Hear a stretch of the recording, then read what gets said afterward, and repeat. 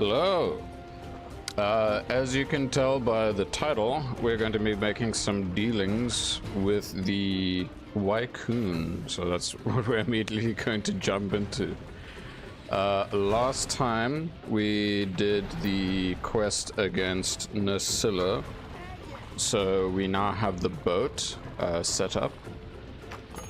And not only that, but now we have access to the mission that'll take us onto the boat, where we will meet a very special individual. But the reason as to why I want to make dealings with the Wycoon is because there's a particular armor set that I want to craft for myself. The full set before we continue. And it is the Baroth. The full Baroth set. I just want to see what exactly do we need. So I need 1 shell, 1 scalp for the helmet. Let me check over here. 1 scalp, 2 shell for the chest. Okay. Am I gonna need like a scalp for everything? No. Okay, so 2 scalps so far. No scalp there. Okay, so I need 2 scalps being shells, and then we need to go slap a few small monsters just in general, so we can get some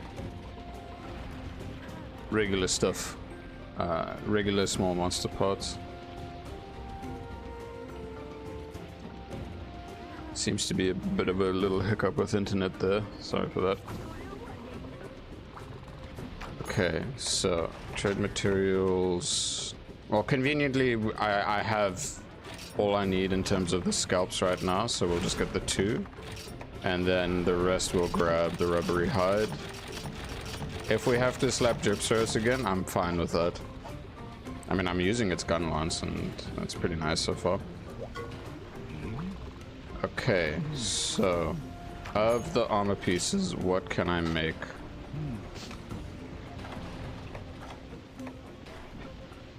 I can't make that. Yo, Carl! Hello, sire. Looks like you didn't pay attention. It's your chair. Oh my god. Now I have to just stand while gaming. My kneecaps, man. My kneecaps. Welcome back, dude. I'm doing good. Been pretty chill. Enjoying some wilds on the side, and now I get to play some good old 4U for streams. I need a lot of Renner Plus shells here.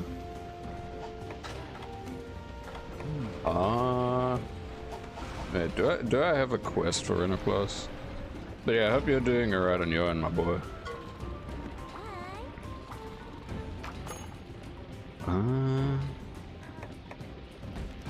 The Runner Plus quest here? No, but this one. Yes.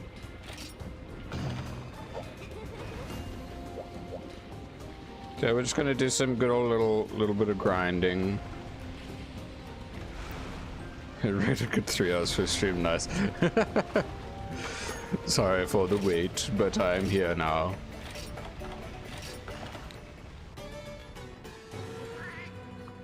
I realize that at points, whenever something happens in terms of wilds, and I do those streams in the early morning, it's gonna feel a bit whack in comparison to the usual streams on Monday. But hey, you know, things are alright.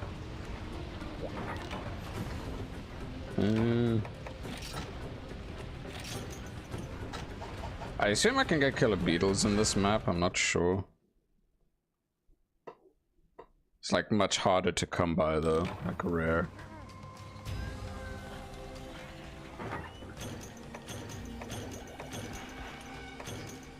Was there a subquest with us? No, okay.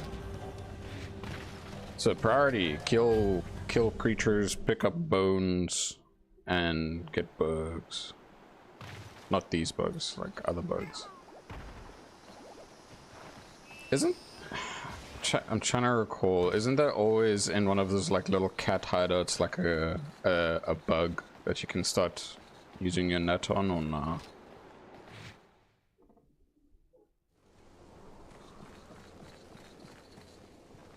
Well, for the 4U maps, I don't recall, but in the other maps in the older games, yeah, like Freedom Unite. Whew. You wanted your carpenter bugs and whatnot. 3 Ultimate 2. Oh dear.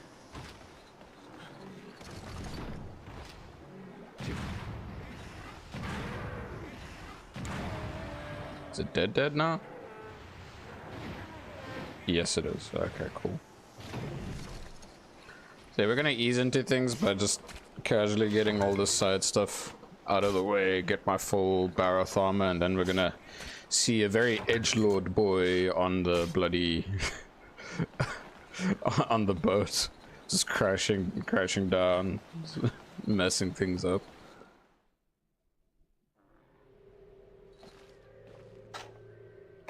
That's a big text. I need to pause to see this.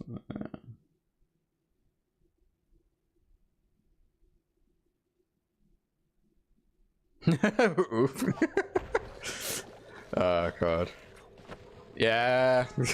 I mean, I'm happy that I was able to use my actual copy of the game for this stuff, because I was like, yeah, nah. A friend of mine tried to do something with, I think, Generations Ultimate, and let's just say he's now, what's it, Lithuania's most hacked man, like favorite man to hack or something like that. Like I found this street. Oh god. That is the oofage.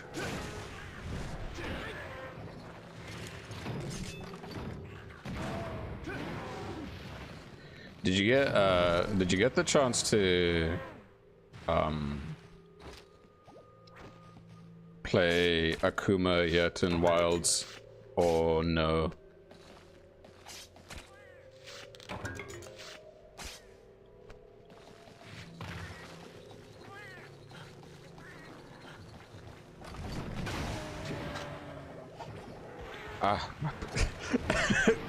This is bad. I'm pressing the button for like focus mode, and that doesn't exist here. Well, mind you, it's the same depending on the game. I can't afford Wilds. That's how much. Ow. You're on a mission, soldier. You gotta make the dash.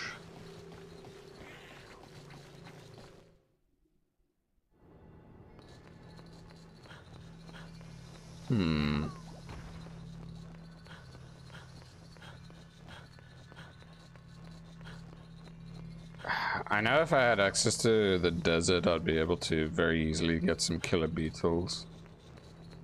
That's something I remember. Oh wait, isn't there a thing like I go into that forest place? That special kind of forest, and I have a higher chance of getting that there. Wait, do I get bones here, or what do I get? Not what I'm looking for. Alright, I'm just gonna kill like one of these.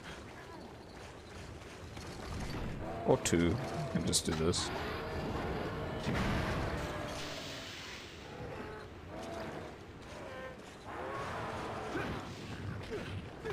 Oh. Oh well, okay, that's fine. Because I did think that I'm able to get those killer beetles in the other maps and whatnot. I can Google it, but I'm like, meh. Just find out myself. Ever played DOS before? DOS? No. The only Generation 2 game I ever played was Freedom Unite. But it's something I may consider. It'd be interesting to see what it's like.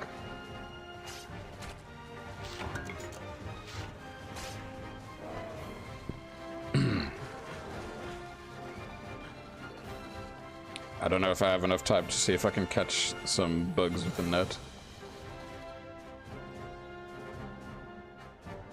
Oh, bones. I need that shit. Come on, just one. No, I want regular small monster bones, dude. Damn it. But yeah, I've never played DOS. I've not played Try. But I played Freedom Unite and played 3 Ultimate. Freedom Unite of like... Yeah, Freedom Unite I beat. But 3 Ultimate I reached G rank but didn't do too much after. And GU at least low rank. Well, not GU, 4U I beat the things there. Like low rank village at least bare minimum. GU I did beat all of it, including G rank.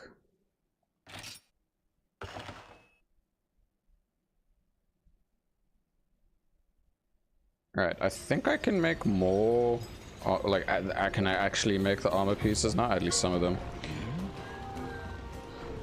Yeah, if you want an image that feels like a real job, like you're not hunting for fame and stuff, but for the village and the community. Nice. I mean, yeah, it's a completely different kind of game.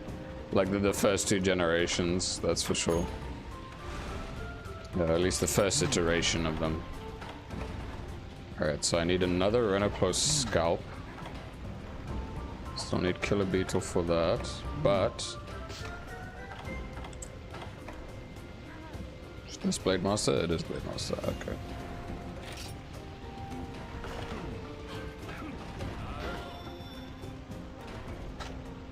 Equip that. It's like 8 more armor in comparison, right? Yeah, much more defense. Like I know that one mechanic that they had back in DOS was the actual like breeding seasons or the different seasons. And what's my favorite Elder Dragon? I gotta really think about that one. Let's see here, what be me favorite?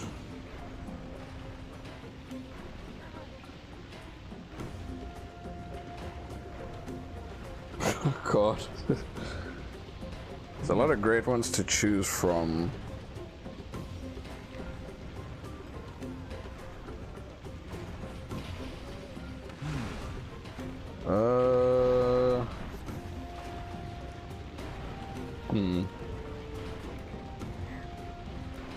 I really like Genmaran. That was a really epic Elder Dragon to fight. Like I'd say in terms of Elder Dragons that I really grew to enjoy the spectacle of them were the like 2 really big ones from 3 Ultimate, and that's Genmaran and second after Ceadius. Those 2 were very special. Like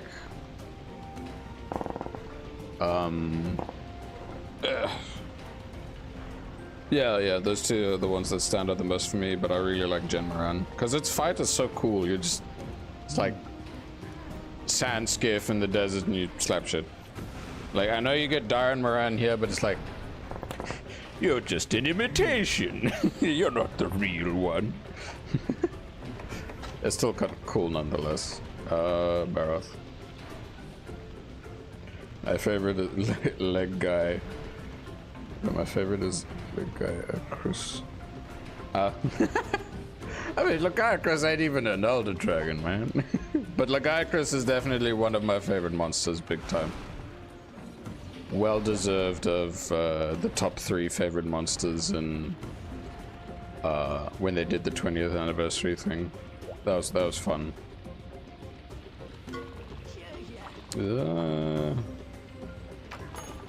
Right, now I need to do another Runner Plus quest for Scalp, because I assume I'll have a higher chance of getting a Scalp in the quest rewards.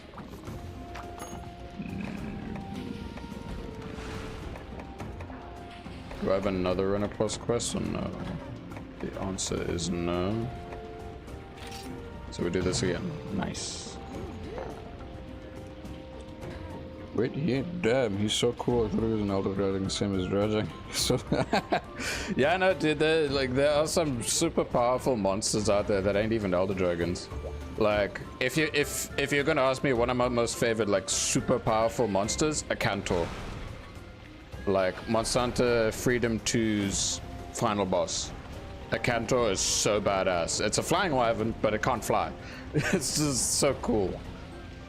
The badass monster. Like, the thing is that what I'm hoping with Wilds is that we have little to no elder dragons, so that we actually give a lot of the powerful regular monsters, or power up to certain regular monsters, you know, more spotlight.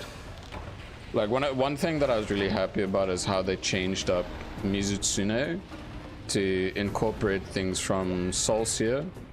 Because logically it makes sense, because Soulseer is a Mizutsune that went through a specific thing and then it gained that power. So it's like, makes sense for a regular Mizutsune to tap into that somehow.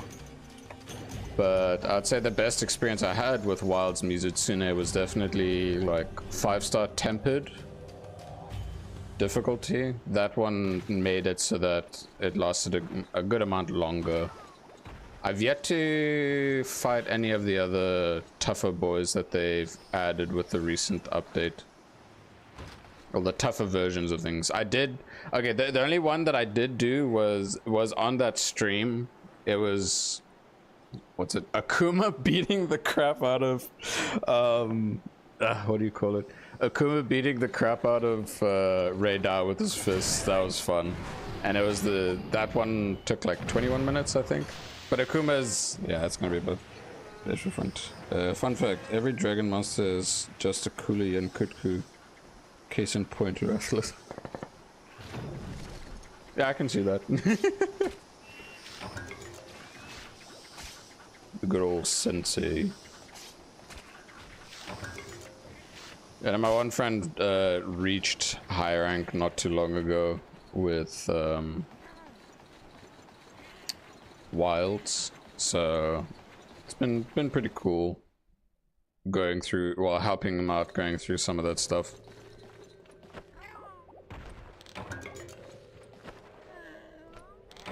I'm just wondering, do I even get what's it called, killer beetles here or nah?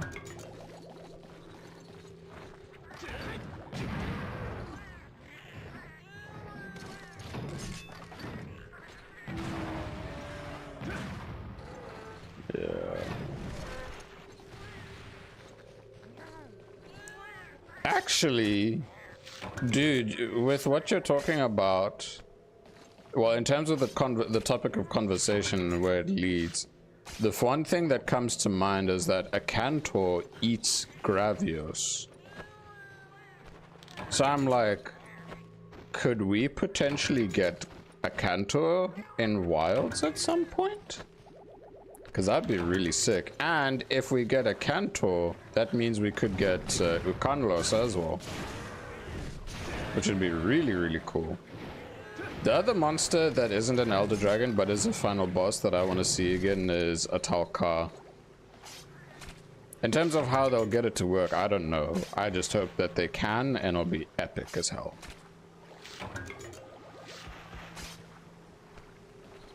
Yeah, no, I think that'd be pretty sick. No, but was it? It's called huffing copium, I think, is the better way of putting it. But you know, you can dream a little bit. Or like one thing is that when it came to Nasilla showing up, Nasilla preys on Gypsyros. And we only see Gypsyros pop up in high ranks. And I was like, oh, okay. And then, if we get the subspecies of Gypsyros, we need Kezu. We do have a desert. But that means they'd have to add in Kezu. Do I want them to add Kezu? I don't know. It's just a fact that we'll see. Like, the main thing that I've been doing I've never played Worlds before yet. I can tell the game is so fun to finish. I mean, a lot of games nowadays come out unfinished. It's just a reality of the business side of things. But I can thankfully say that it is improving. But also, to counter your argument, when World came out, it wasn't finished either. By that, I simply mean title updates. Optimization, yeah, it had some issues, but after a couple updates, it fixed itself. Because I remember one of my friends raged so hard because there was issues really early on with World on PC, because it was the first time that they were porting a Monster Hunter game on PC, that he lost his entire save. Like, it was unrecoverable. And then there was all sorts of extra issues where it was crashes with the if you had like this type of GPU and you didn't have it fully updated and all these other things. So yeah.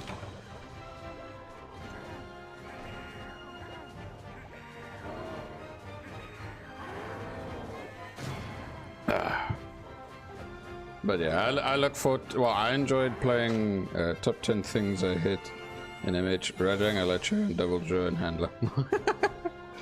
I mean, yeah, to be fair, the Handler didn't really help much back in World, and she was quite annoying. But, damn, Alma is such an improvement, but also just like a character. Alrighty, I think I can make the helmet now.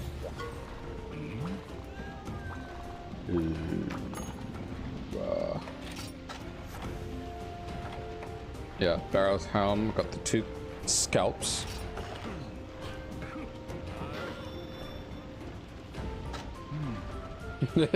Who's we? Yeah, exactly. It was also the first time they had like full-on voice acting that wasn't just simple like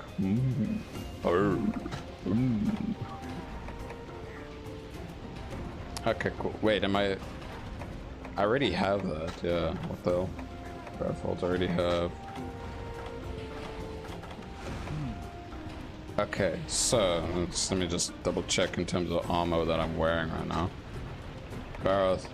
So I need, it's the chest piece and the legs.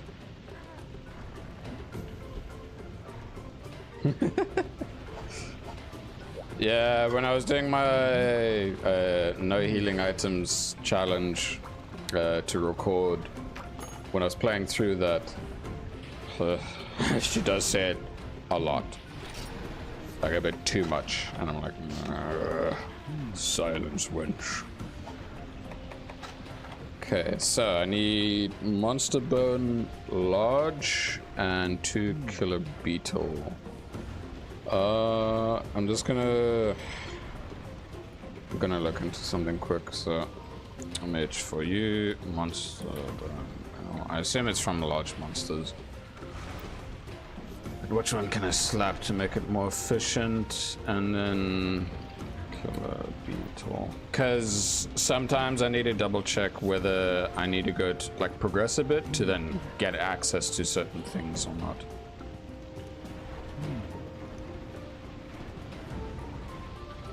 Hear me out, I want wilds. Okay, but when I saw the Chun-Li outfit for armor, I need wilds.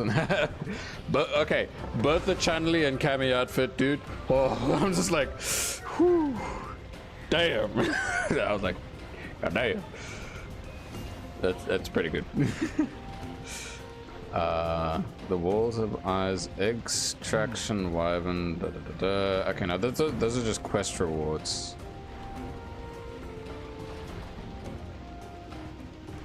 Seriously, when is the first time I come across this? It awoken something deep within me. Yeah. Primal Forest. Wait, do I have access to the Primal Forest? Hold up. I think I do. I should.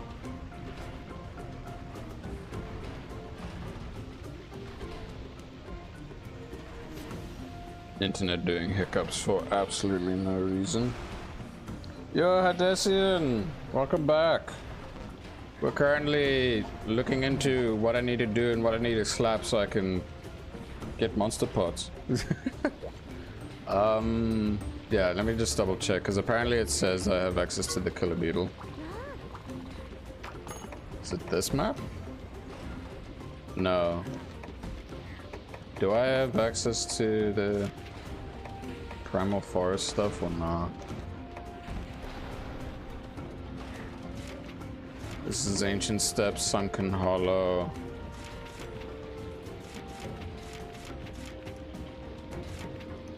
Sunken Hollow, Sunken Hollow. Yeah, the strip's so good the internet doesn't want it to be shown to the public. Yeah. I don't know why it has these hiccups every now and then. It's a bit annoying. Congo Bongo. Primal Forest. Okay, we do have a Primal Forest quest. We're gonna go here. But apparently, the first monster to give Monster Bone Lodge is Najarala? And I'm like, I think I face it soon, but I can't remember when exactly.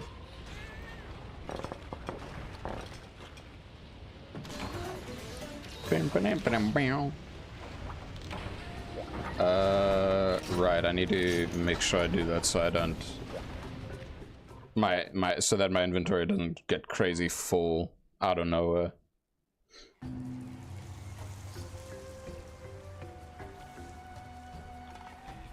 I like a lot of these maps. Imagine downloading GTA 6 and it's in the 99.9 mark, but your internet says lol, you ain't getting it. Oof. Oh god, dude. I've had many moments like that in the past when it came to trying to download certain games. But I'm glad I'm at a much better state nowadays in terms of internet, because it sucks real bad.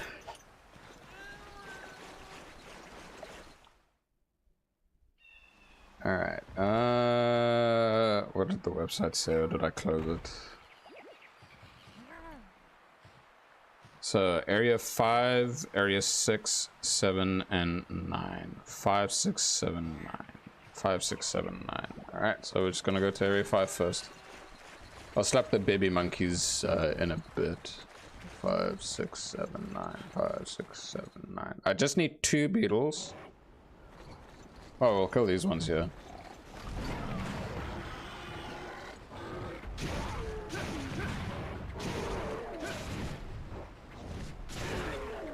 One monkey done.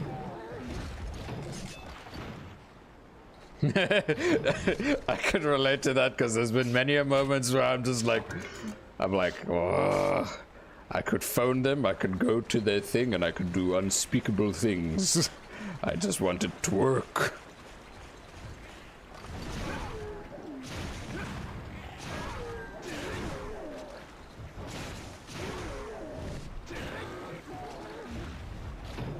But yeah, it's a combination of either the ISP or a really shitty router or yada yada yada, all these other things. Alright, area 5, if we find, yeah, there we go. Maybe I'll get a killer beetle from this. Royal Rhino. 1 killer beetle. 2 killer beetle. Alright, we got the killer beetles done. 3.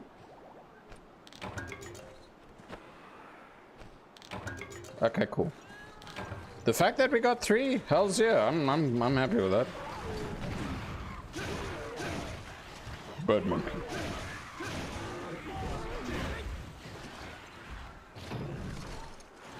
So I guess I'll be rocking 4-piece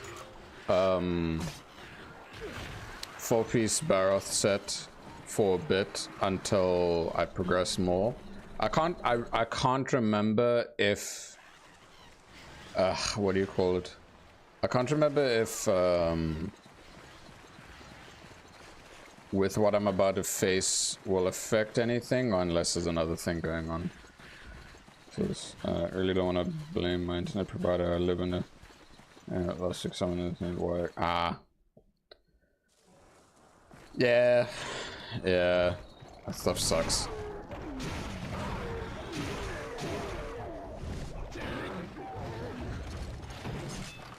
Now, like, one thing that's been happening lately on my end is that a lot of road construction, and not a very good job, I can tell you that much, because let's just say that they've already accidentally cut several fiber lines for a lot of people, including my neighbor, and this is like, ah, shit. Well, that sucks. I'm just wondering, Can the Wycoon offer me Monster Bone Lodge? Because there's the trading system, but yeah, I don't know. because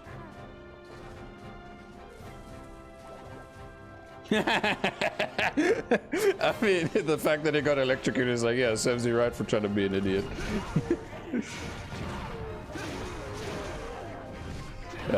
Rip everyone else in terms of internet stuff, though.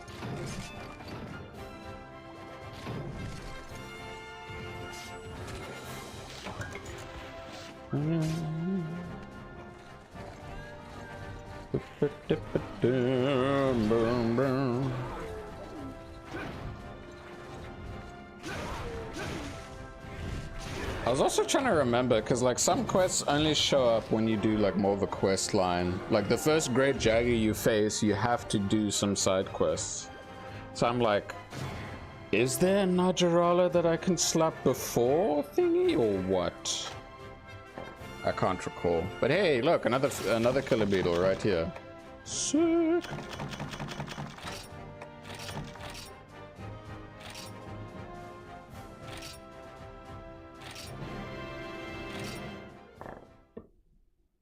And sometimes it's like you do either optional quests, like a speech bubble one, or you just do one of the random side quests and it just unlocks stuff for you.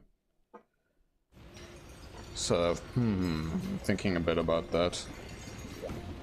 Alright, I should be able to make the chess piece. There we go.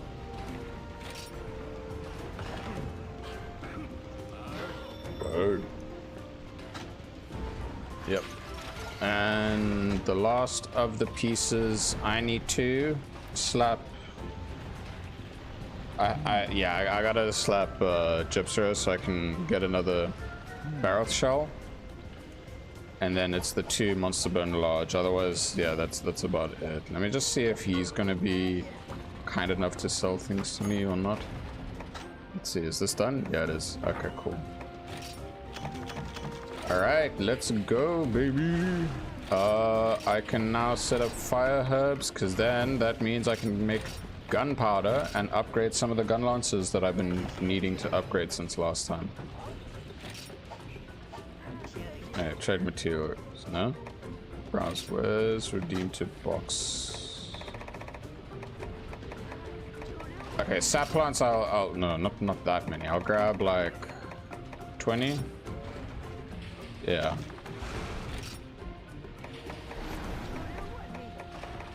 Okay. Okay.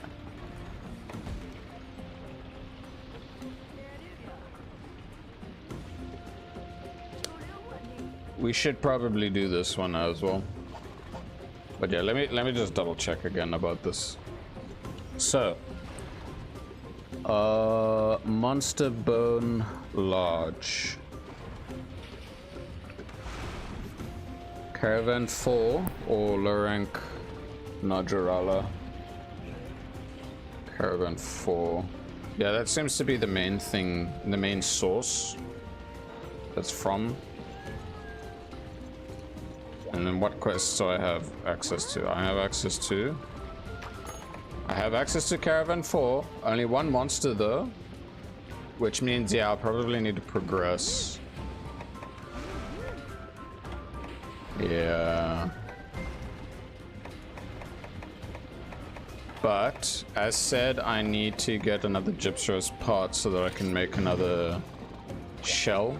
So that's what we're gonna do. We're gonna slap a Gypseros. I'll be a lot tankier this time around in comparison to before, so that's nice.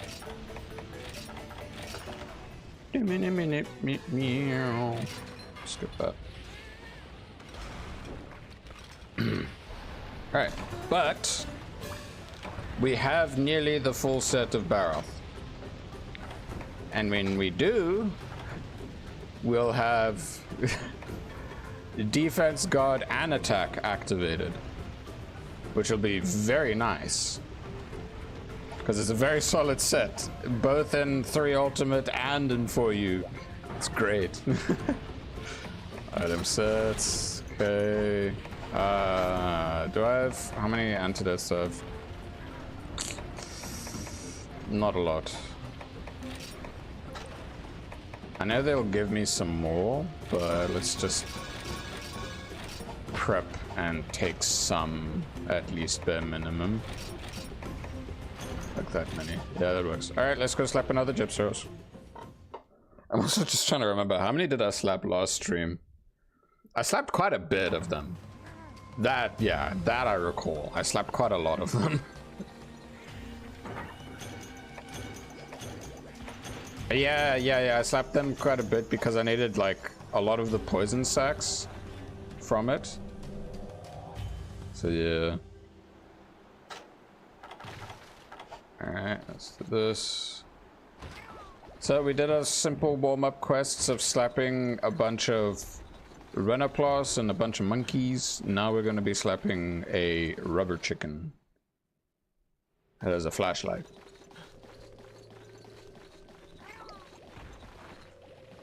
And once we do that, we will then progress the story, where I know we will meet a key character in this game's story. Yoink. With it? Yes! Okay, cool.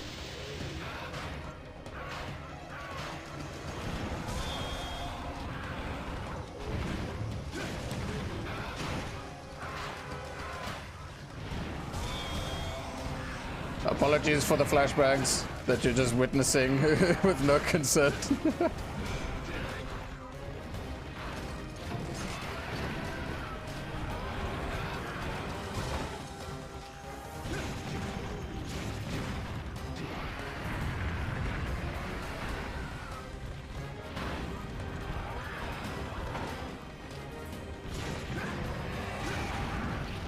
So especially from, like, as I get used to playing this over and over again, the muscle memory and the rhythm will come in quite comfortably. Ow. As I say that, I start screwing up.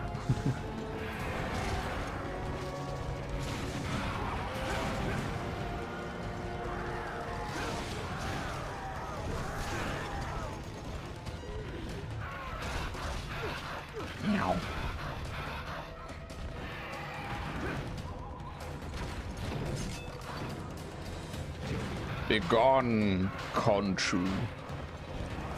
I will not be your Moon Knight today. So one movie I rewatched again with my girlfriend, which was pretty nice, was the Kong Skull Island. Because I wanted to start rewatching the whole, like, Godzilla 2014 plus the Godzilla vs. Monsters and all the other things. But, like, it's important to watch Kong Skull Island. And, you know, there's a few other movies I definitely want to rewatch just for the fun of it. All my homies despise Gypsyros. You know, the rubber chicken. The older games, Gypsyros is such a menace, dude. The way he steals the items, the way he gets crazy, has a stupid tail flicking around. And what's worse is his subspecies, purple Gypsyros. It's just him more annoying and more HP. It's just like, come on, dude. It makes me wonder if they're gonna bring purple Gypsyros to thingy.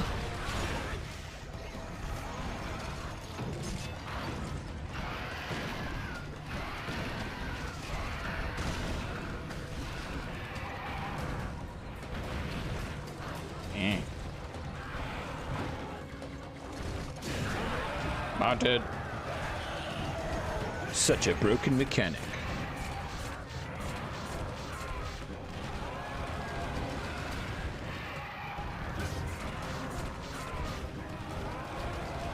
I'll redo thing just now. There we go.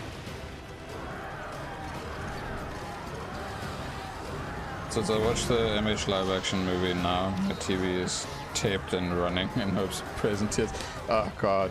I regret watching that movie so much. It was so bad, dude. Like, the MH movie that I actually found alright was that Netflix one, like the Legends of the Guild, a lot better, and that was the animated movie. But damn. After watching that movie, I was like, Thanos was lucky, right?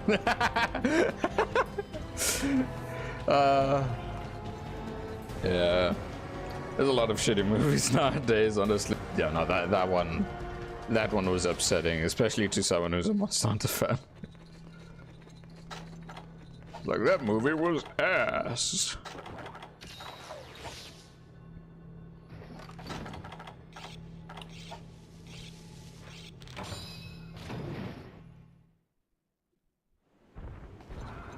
Like, thankfully, like they had the movie, or they had like the event stuff taken down from the game and world, and I was like, huh, okay.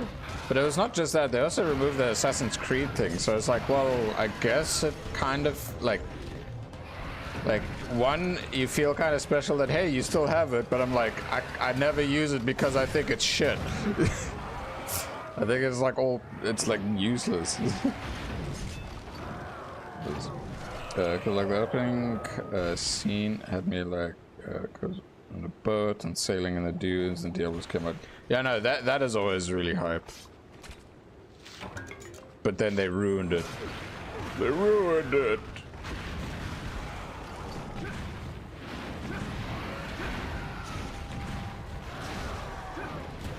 I'm not gonna hit it. What this? What this? Why burning? What burning?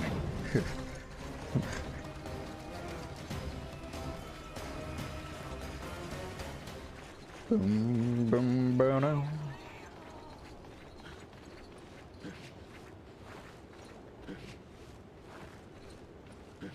Roof burning.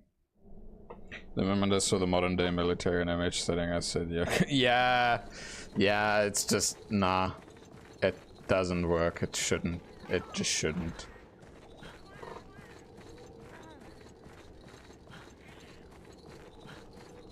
Yeah, it's just terrible. God. To whomever wishes to give the movie a try, I simply just say, save yourself. Run, you fools. Gandalf, no! Bonk.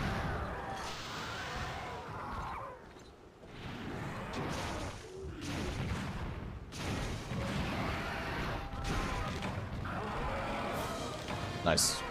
I've grown quite attached to this frigging rubbery cannon on a stick. It's quite a nice weapon, honestly. It's the casual playstyle of poke boom with long shelling as an all-rounder, and it's much more comfortable. I like it. I still have yet to make my first wide shelling, but you know, yeah, it's gotta get there first.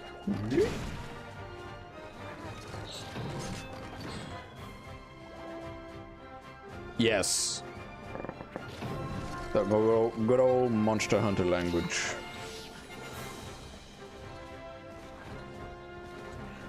Yeah, no, I was chatting about it with a friend earlier this morning when I was playing with him about how the special kind of collabs worked, and how in practically, oh wait, no, okay, no, I take my words back. At the start of Wilds, they say it's like, oh, he's speaking in the ancient tongue. Because earlier I was like, oh, I mean, you know, they reach a point where they can understand and speak to each other and whatnot. And then, like, after that, I was like, so does everyone speak it? So it's like equivalent, like everyone speaking Latin and then English or Anglo-Saxon or whatever it was. It's just like, how does that work? But then it's like, you get the collab where Geralt comes in for The Witcher 3. He talks and whatnot. And then you get the thing with frigging... the Moogle, we understand it. It's just a little. I'm like, okay, however this thing speaks.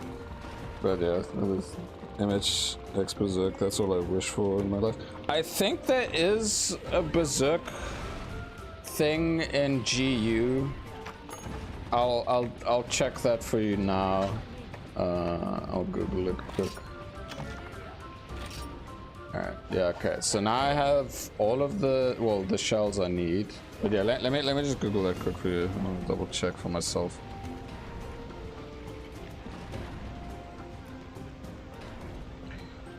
Monster Hunter Berserk collab.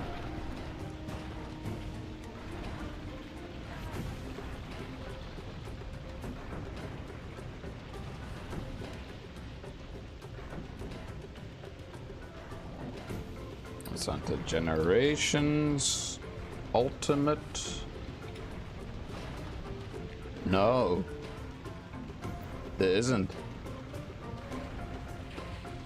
Or am I blind? Yeah, the only thing Berserk about Monster Hunter is there's a Berserk Tetsukabra, which is a subspecies. They could have done something with that, but no, they haven't done that yet. They've done for a lot of other things, especially in GU, but it was like Japanese exclusive. Oh yeah, the one thing I wanted to say in terms of the collabs from I've always wondered how Pelicans deliver devastating news. For example, it's like, I'm sorry, Mr. Pelican, your family did not survive the Carson.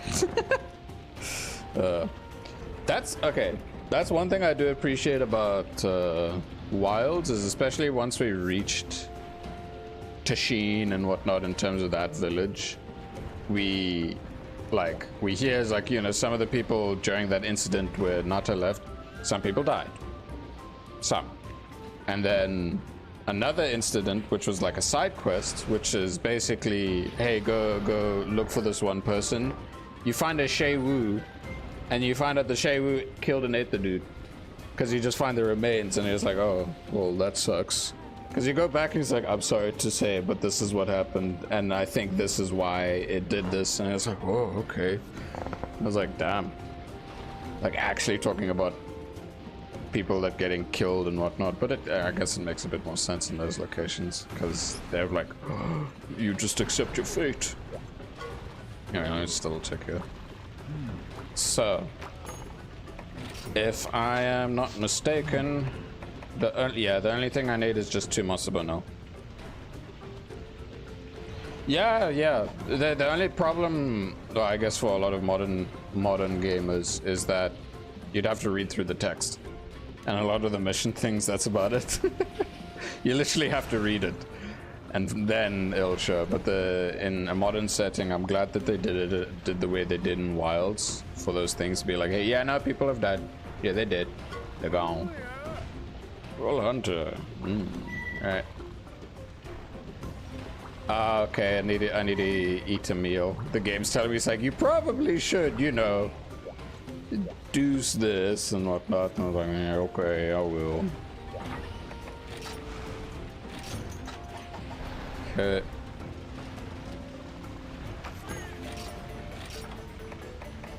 In big red text of like, hey, you're gonna probably get your ass handed to you.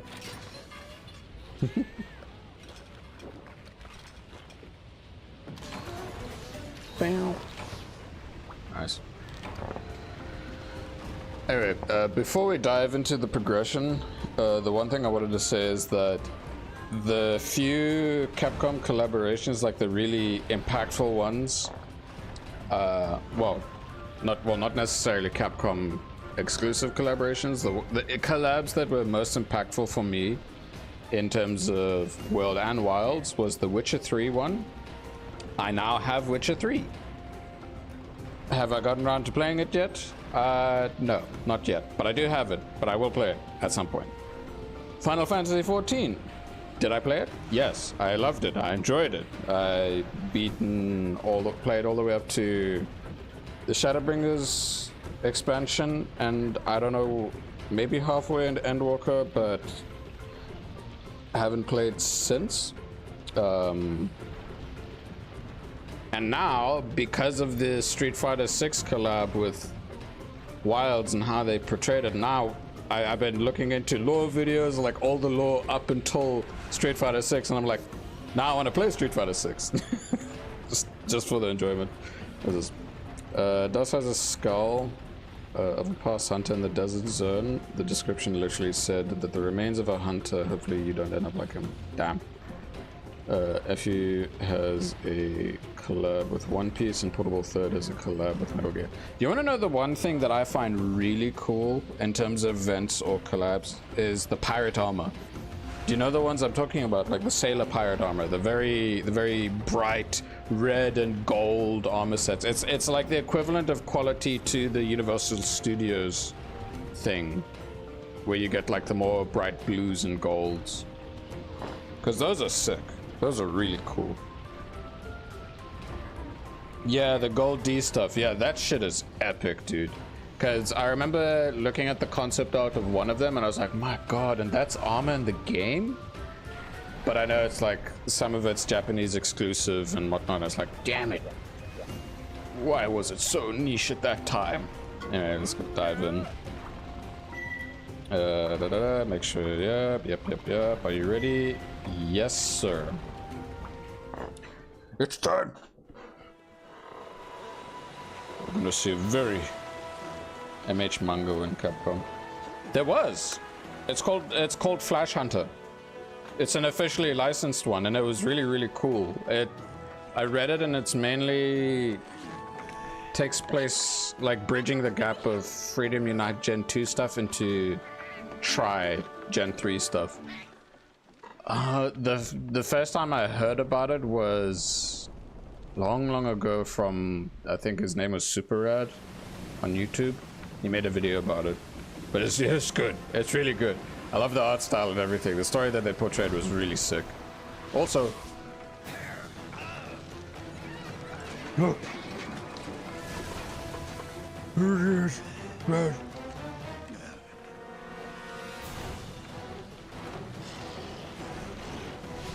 it's him! It's the boy! It's the edgelord! one of the best intros to a flagship in any of the games.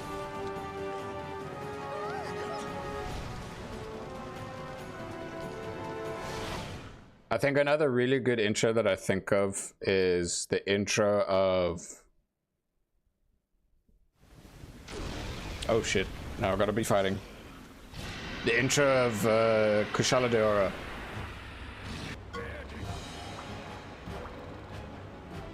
Can I grab this? Okay, I have a bit of things here. It's a flagship! Ah! The top 10 reasons not to sleep. Read the entire MH manga in one sitting. Dude, I like hardcore. I was having such a blast reading that stuff. Switch upstairs. When you get the monster right in front of the ship, Dragonade him. Just make sure you get the timing right. Oh, right. Yo, Hirokut, I hope you're playing an actual copy of Image. Not a... Yeah, no, it's an actual copy.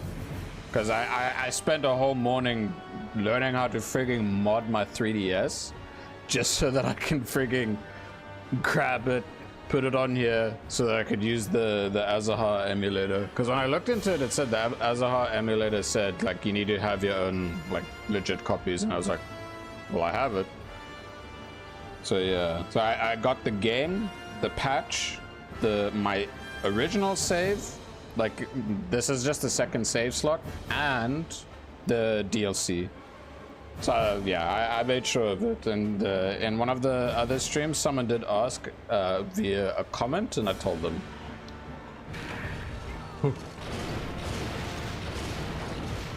Boom boom. But yeah, if Nintendo or Capcom want to say anything, I have my, I still have my receipts and all that, so I have proof to show them.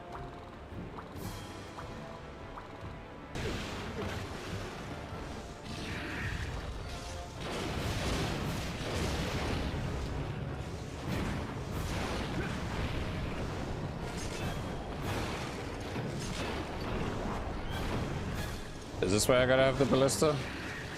Ooh.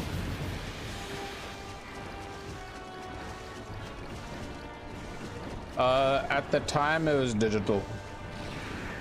But I would like, oh shit. I would like to get a physical copy of it, but that means I have to look on like eBay or something like that. But yeah, I have the digital copy of 4 Ultimate, 3 Ultimate. For Generations, well, Generations Ultimate, I got that on the Switch. That I have a physical copy for. I think, yeah, no, realistically, out of all the... Okay, let me just finish. Out of all my Monster Hunter games, the one that is not digital, that I actually have a physical thing for, is Generations Ultimate. Everything else has been purchased digitally. I mean, like, obviously, I grabbed my Monster Hunter copies way long before the 3DS and Wii U lost their official support.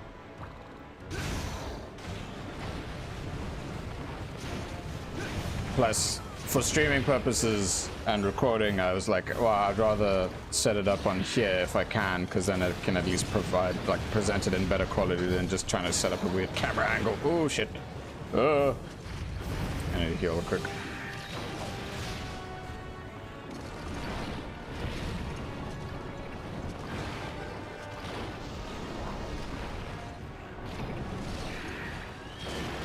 Let's heal quick.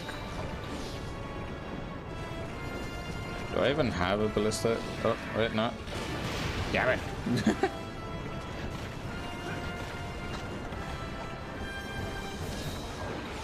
Is it going to the front? Yes, he is. Okay.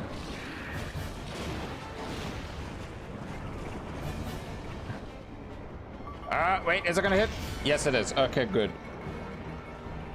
I was concerned that it wasn't going to. Shit! Got me.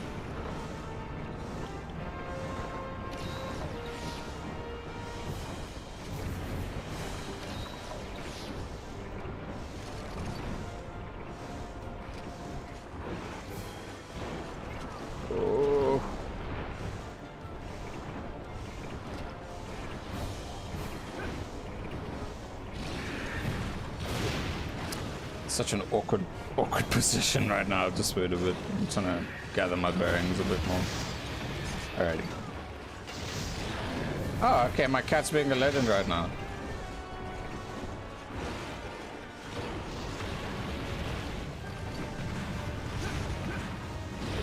Ow.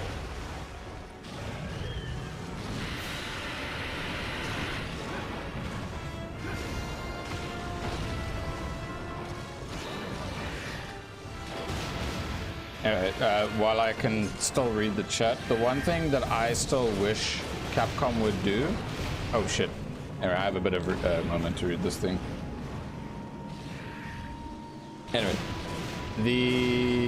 the one thing I really hope that Capcom does is that we get a classic collection of Freedom Unite, 4 Ultimate, and three Ultimate, 4 Ultimate, Freedom Unite, Generations Ultimate. Those games I would like to have ports of in a classic collection on PC. Because I think that'd be really, really cool for them to do.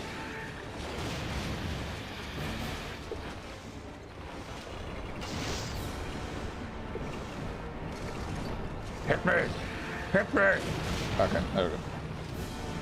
Like, I would more than happily pay money for that. Because Capcom is one of the few companies nowadays, like gaming-wise, that I would more than happily support. Oh, okay, that didn't take long at all. Nice. I fainted once, but we got it.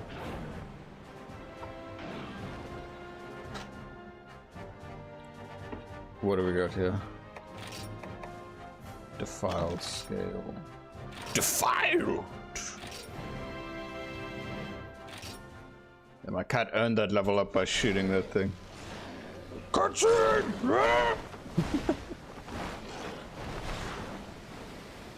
Well. Magala, googly-eyed Magala, crashed out and buggered off.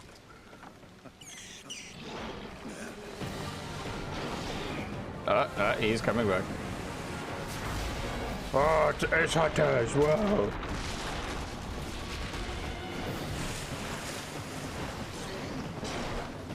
Played the Nintendo 3DS Double Cross to the point I completely did all the awards and DLC quests. Hella fun, but I think I love this game. You're playing more. Only finished high rank story.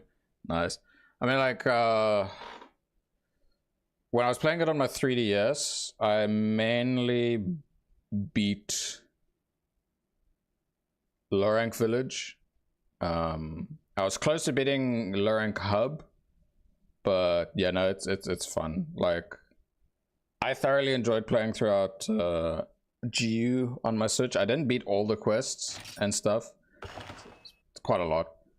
But yeah, and I did stream a new, like a fresh save from my Switch with my Elgato, but that I had this weird issue where we had this like cursed crap where every time I did the focus camera on the Switch, specifically for regular Daimyo Hermitor, it would freeze up the stream. Why? I don't know. Well, it frees up the Elgato, and I don't know why. So I'm just like, headache. It was just that monster. Okay. Quit the YouTube pro. Go be a voice actor that defiled myself. Defiled. Thank you. I appreciate that. Yeah, dude, I would too. Hands down, I would buy it like that immediately, and it'd be amazing for people that are like, whenever the current game was still like, they've enjoyed the Capcom collab with Akuma, but now it's the waiting time until title update 2, so this is perfect time, and it'd be great because people will buy it. It's like, come on, Capcom. So yeah, I know that there was like a video at some point somewhere someone talked about, like, in an interview someone said the reasons as to why and whatnot, but I'm like,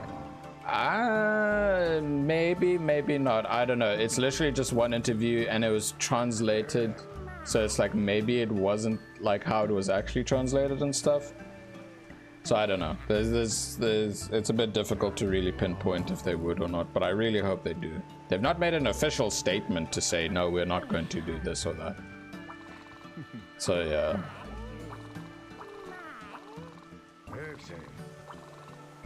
Like, another thing that I'd want is just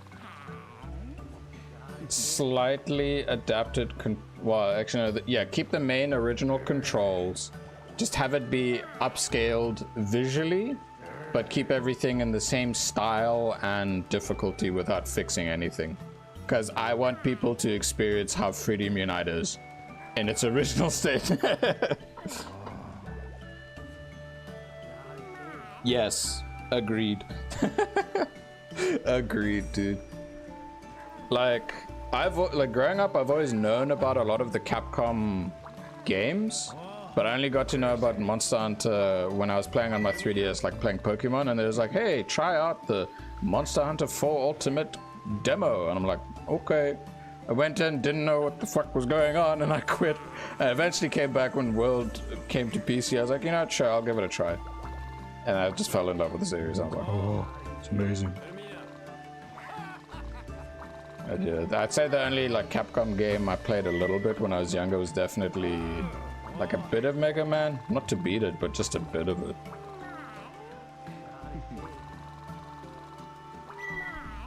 But when I think about it now, I'm more than happy to like play Devil May Cry, Street Fighter. I look forward to playing Street Fighter 6.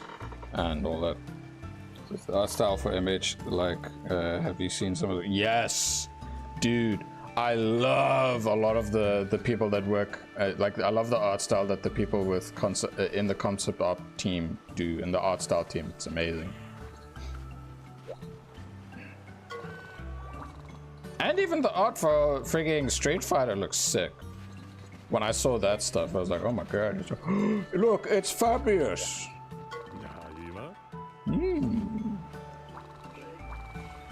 It's him. He's in Wilds, but younger. Look, it's Gemma, but a child. And I think her name was Nadia or something like that. I can't remember because it's been a while since I watched the Legends of the Guild movie. It's the guy. Oh god, I don't want to see that name, that word. The man with my most favorite quote. Don't die. Literally the man. Okay, I have a feeling that Nadrala is going to definitely be something that I need to come across here. Sucked up oil, get an additional cot. Yes! One hunt.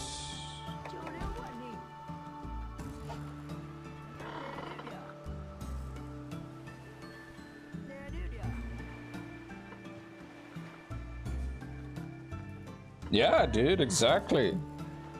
It'd be amazing just to have like all these original things, and like I think how do I put it? The other thing is multiplayer support, especially when it comes to like Dose and Try and the original Monster Hunter and how their multiplayers worked. It's like where you have your own special hub and like all this communication thing and have quite a lot of people join in. That'd be amazing. Be great.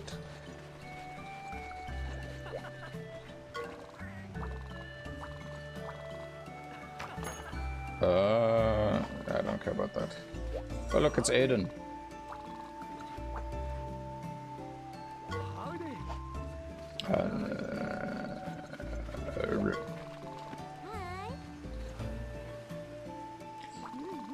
Completely fair. Completely fair. Alright, deliver 5 slack tough oil. Yeah, I'm gonna lead into the other things, but the question is, what are these? Extraction gargoyle. So yes, I know that the egg delivery quests are really important because it leads to unlocking Fatalis, which is something we will work on, but I want my Barioth, not Barioth, Baroth armor. I want my full Baroth set, so I want to get to Najarala as soon as possible. Alright, we need 5 Slagtoth oil.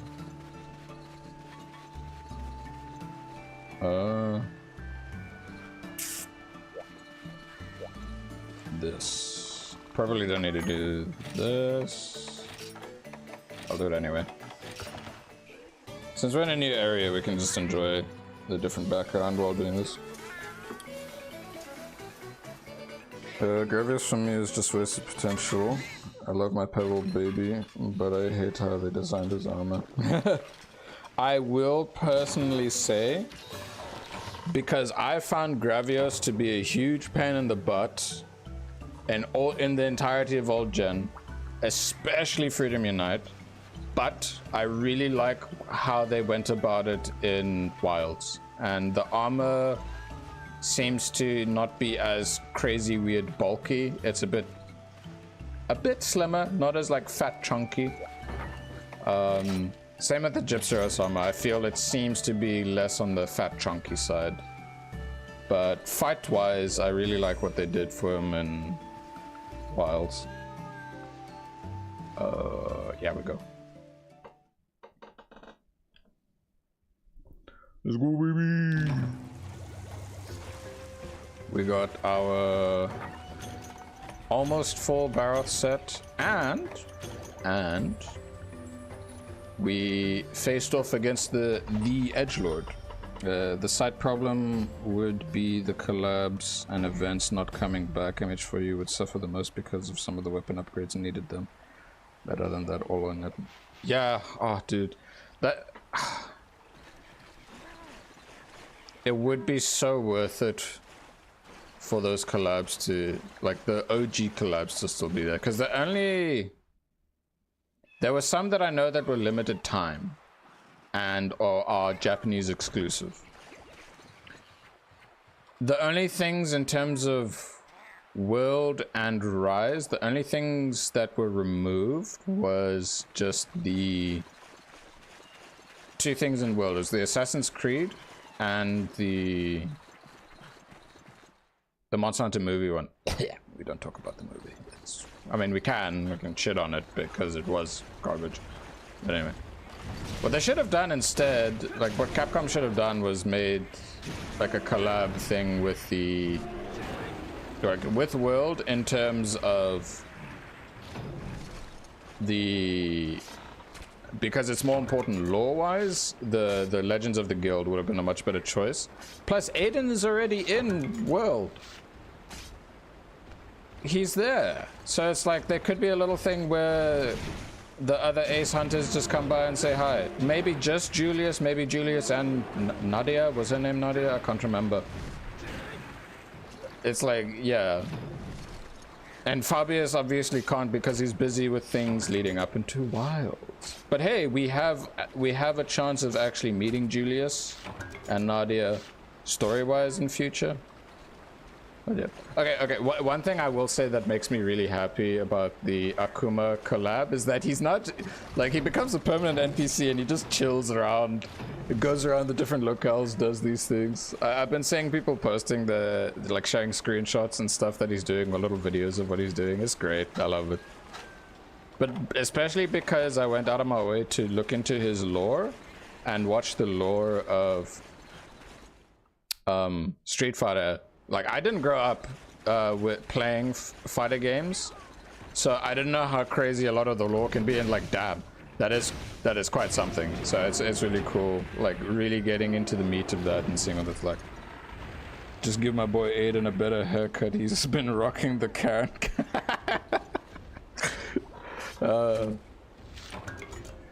Aiden, silly guy. He became an absolute mad lad. For sure, when it came to the Fatalis fight, the first Fatalis fight, and then you don't see him again joining. He's like, nah man, that thing's scary. Like, in terms of story in For Ultimate, low rank Village I enjoyed thoroughly when playing it on my 3DS. But I never got to experience the high rank Village stuff, but we're gonna only do that after we finish like low Village hub and high hub, so we're basically done with, in quotations, the base game of For Ultimate.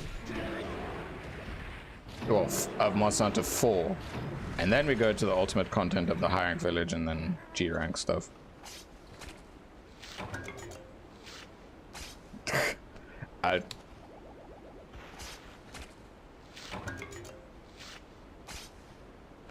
So I'm just trying to remember, did he have that interaction with her or say something along those lines?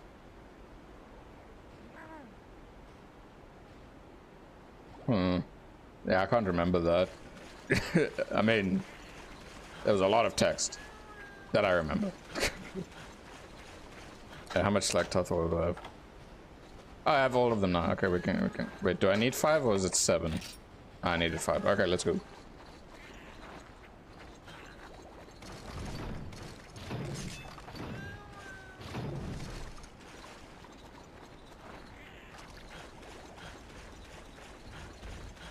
Yeah, the frigging side quest that led to the Brachidios and frigging in the village stuff. My goodness. Frigging guild mom having a crush on that monster. I'm just like, huh? What? I mean, hey, I got a really badass charge blade from it. I'll show you just now after I complete this quest. I'll show you my main save that I played on my DS with. Right, we did this one. One Piece, Fairy Tail, Zelda, Bucky, Final Fantasy Artist Design Armor for Event Quest, and for you. The One Piece and Bucky were my favorites, and the reason I tried so hard to track the Japanese copies.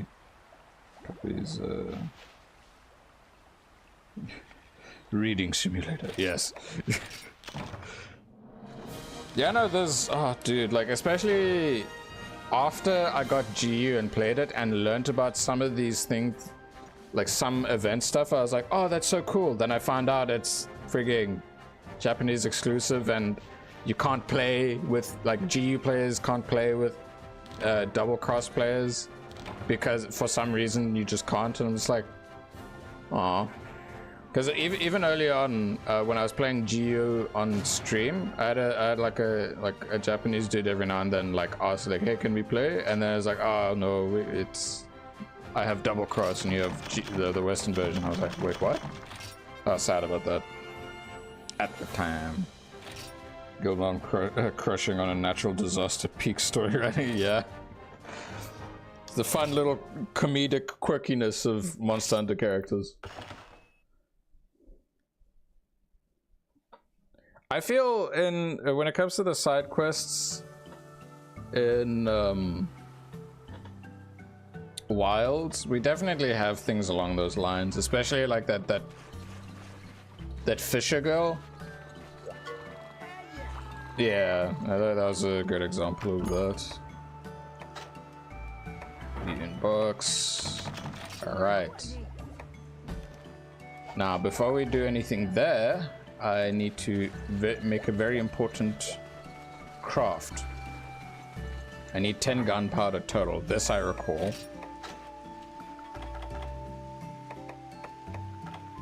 Just need to remember where the hell is it. There it is. Okay.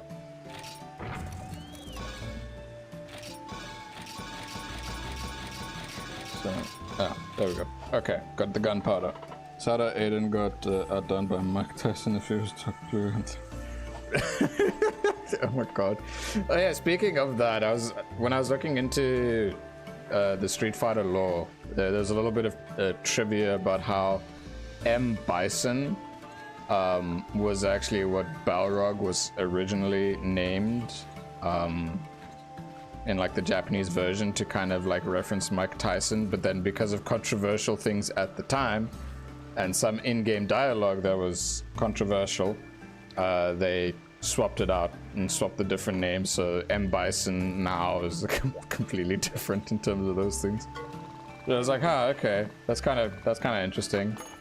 But then again, there's that one interview about like a lady asking the dudes like, so why does Chun-Li look like that? And it's like the guy just says, I like thighs. And I was like, fair.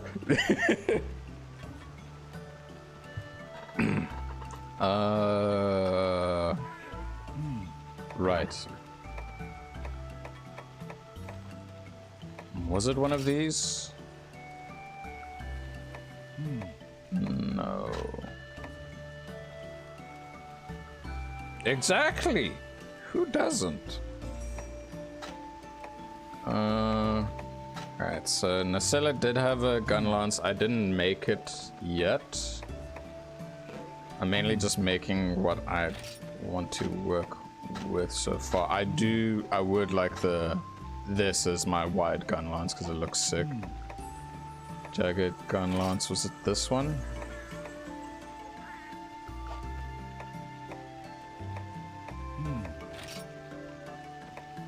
Macrolite ore. Okay, so it seems that I'm just missing Macrolite ore. So I don't have a Striker's Gunlance, but I have the Red Devil Gunlance, which is this one. I don't have this upgraded one, but I just needed to go get some Macrolite ore and then I can make it. And then this... Why did I have this? How to solve world hunger via capital. Dude, one of my most favorite animations by Flash Git is the one where Akuma's in the cave and Guile goes up there and is like, Akuma, where have you been? You gotta get it. It's like, and then Akuma's like, I'm going to Coon, Guile. So stupid, but I love it. It's like, hey, Chun-Li, get over here. He's like, Chun-Li! The absolute panic in his mind. So one thing I will say is that Capcom knows how to make waifus in their games. I can tell you that much. Yeah, you're right. There is a Street Fighter girl for every single one of those. Dude, when I was watching the lore video, I was like, damn, all these different wacky designs and stuff. And then I was like, okay, I see. I get it. That's some silly stuff. All right. I need Macrolite, at least. I need to get 6 more Macrolite, and I need to get a Gendrum hide. Outside of that, wait, what's this? The average hitter. Okay, I already have that, so it's just this I need to upgrade. Okay, we're gonna be doing a bit of a detour. Unless, wait, I want to double check something. Blip Capcom for this moment.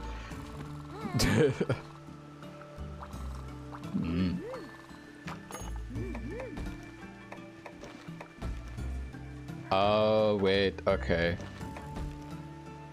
I think I'm supposed to do some of these things to be able to progress further, right? Or what? Unless, wait, no, don't I have access to this now at the back? Or what? I did, right?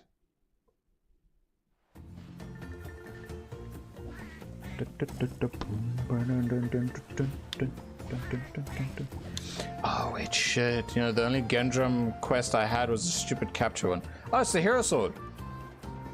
Pity. I'm going to only be using a Gunlance for this.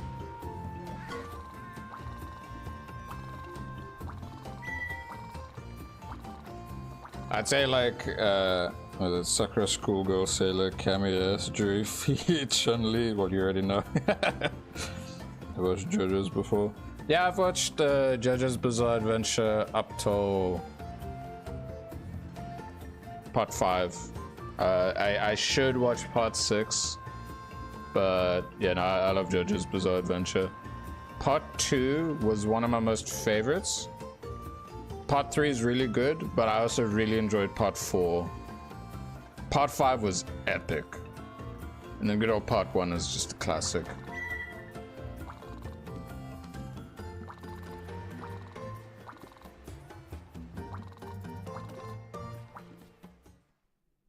Well, what's going on?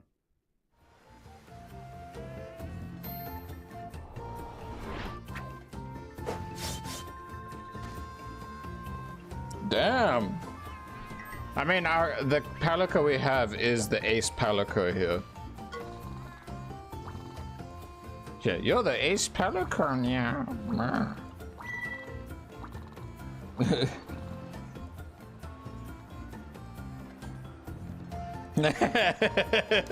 Heaven's a door. Oh my god. Oh yeah, wasn't there like some, like a side story of like Kishibe Rohan or something like that? I don't know how many of the specials they made with that, but what I liked about how they went about the anime for those things was that they would prioritize how the style looked at the end of those parts, and then they'd make things look like that. Does Granny want to talk? No, it's Guild Mom.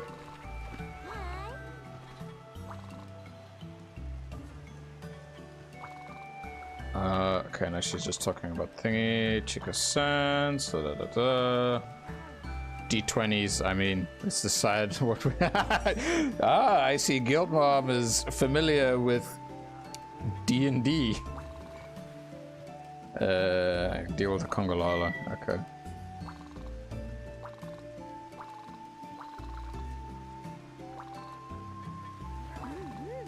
I would like to play Baldur's Gate 3. Because, like, when it comes to Larian Studios, the first game I played that they had that I really enjoyed was Divinity Original Sin 2. And it was fantastic. And then when I look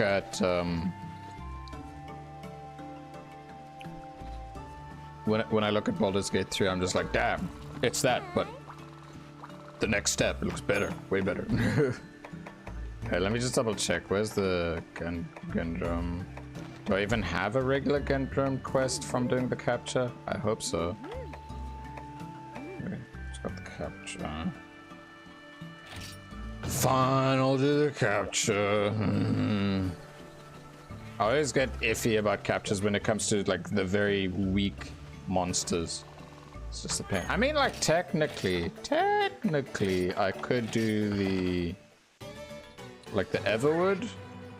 I should probably check the Everwood instead next time to see if there's a Gendrum there, because I'm pretty sure it shows up after you, like it says like, oh, you'll be able to see them in this and this, yada yada yada. Oh yeah, whatever. Whatever.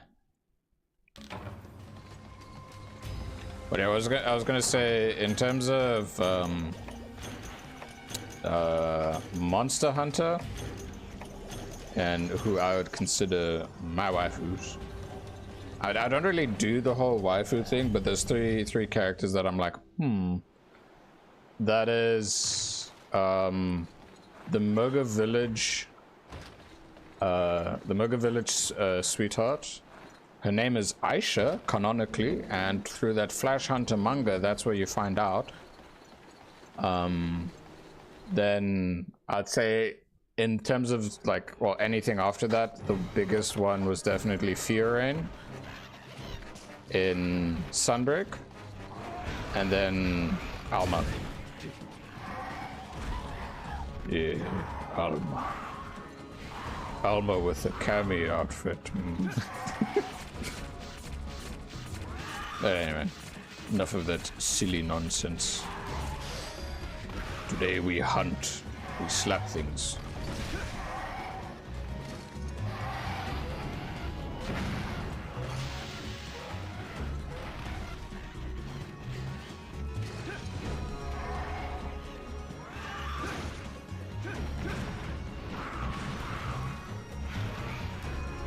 Oh my god, I remembered why I don't like these little things. Damn it.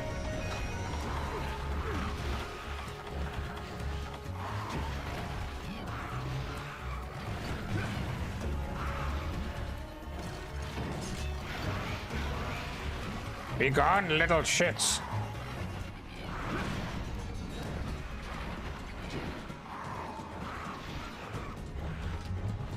But yeah, I'd say when it comes to was it the Moga sweetheart, especially when you're like paying attention to a lot of the dialogue in the quest there, I don't know, it's just something about her that's like, yeah, I like her.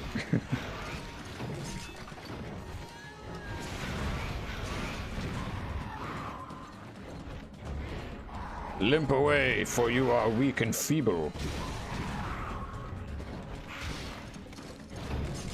I'm glad I blocked that just in time.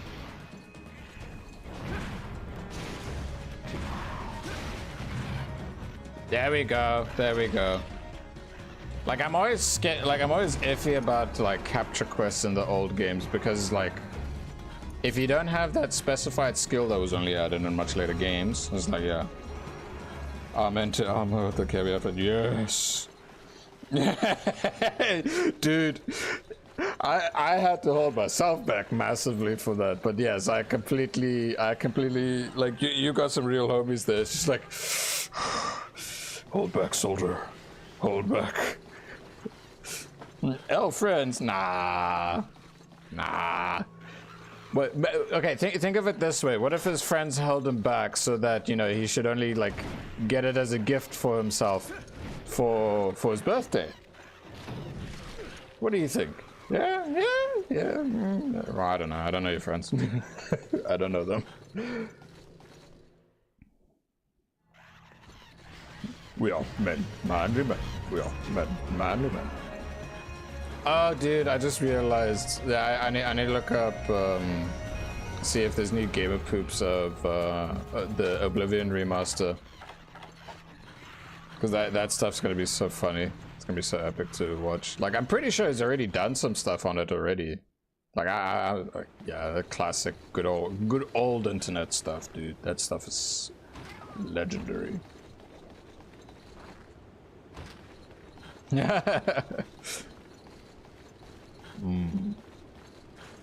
Like my first reaction, honestly, when it came to the Cammy thing, I was like, I knew that figure would be quite impeccable under those layers. Damn. What a sight.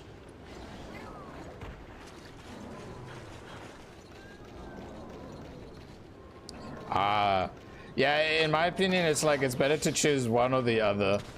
Like, not too many skins. The one thing I was happy with was getting the... Because there's the free DLC. The one thing I really liked was getting the Scrivener's outfit, because I really enjoyed Monster Hunter Stories, like the first game, massively. I've yet to finish the second game, but I really loved it a lot. So I was like, oh shit, Scrivener's outfit. Hell yeah. Now Alma's got a cozy, much cozier looking outfit. I made her have these like different glasses that had the no rims on it, or at least the see-through ones. Okay. This is expendable, even a word, Oga Booga. We're looking out because of, yeah. Alright, good news. We have the scale. Wait. Did I need the Gen Prey or the Gendrome scale? Shit, I need to find out what I needed. I don't even remember what I needed. This is the pain with these small monsters and big monsters. I was like, do I need the regular or the big one? The big one. Alright, let's double check.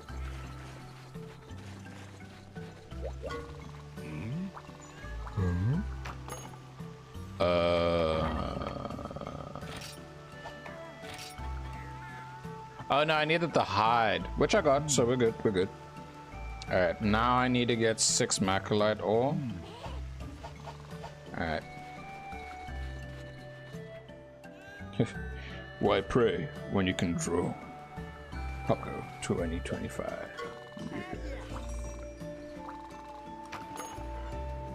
Yeah.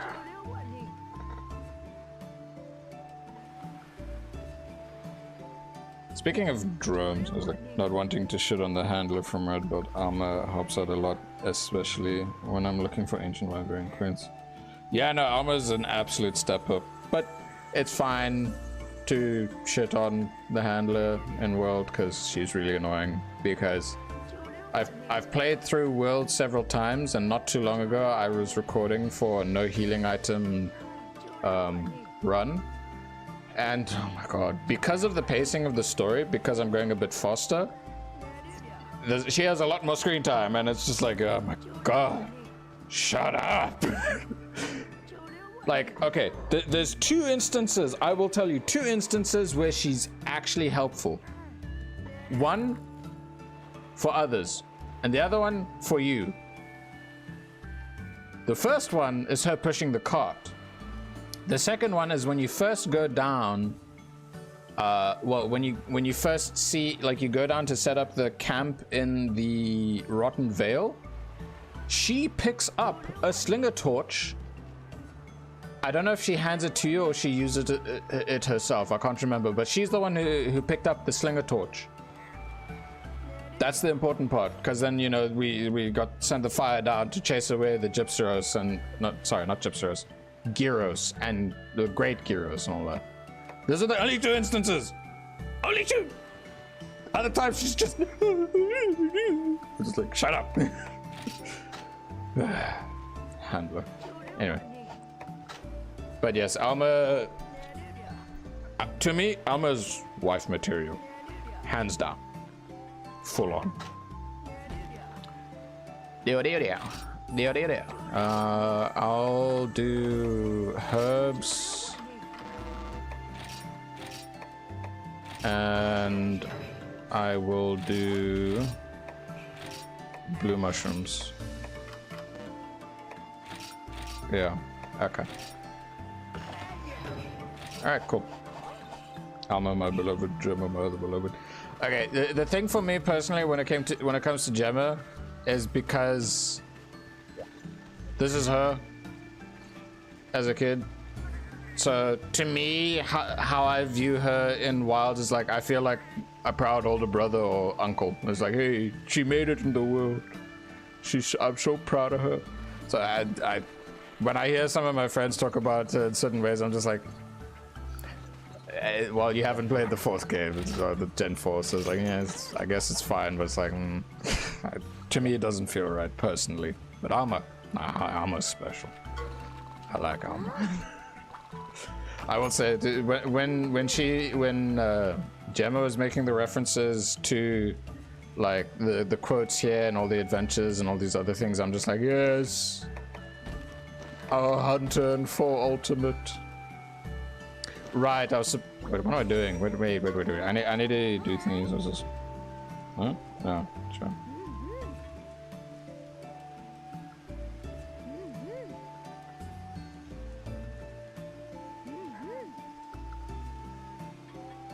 Huh? Hold up. I think YouTube did a weird screw up.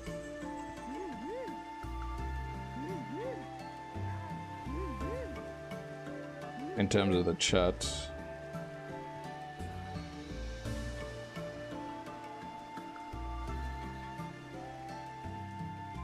But I can still read it and I would low-key make me feel I mean, have you seen Manale from Sunbreak? I think Manale actually speaks about Gemma as one thing, and that's why Manale kind of like bases her outfit off of her, and then Gemma is wearing the bloody jacket of the Caravaneer. Yeah, sorry for that. YouTube thingy is being weird. I need to sort that out. Well, I mean, it's more like I don't know how to sort it out. Primal Forests. Wait, what am I doing? I can just do this. Go to the Sunken Hollow via this and just do a tour. It's better that way. Let's grab this and stuff. It was... Was it this? No. It was fish and plant? No, fish and... yeah, fish and dairy.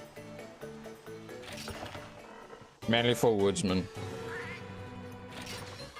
For gatherer and woodsman. So, I need 6 macrolite ore. That's the main goal right now. And then I can upgrade those 2 gunlances. How long have I been streaming for? I'm losing track of time. Alright, nearly 2 hours. Hasn't it been? Yeah, it's nearly been 2 hours. Yeah. Yes, harvest tools. Hear me out. I'll forever simp over the Wycoon village chief. Fair. Completely fair. That's one game I would love to play. Is Portable Third. But one thing I am looking into is I want to get my hands on a PS Vita and then like mod it,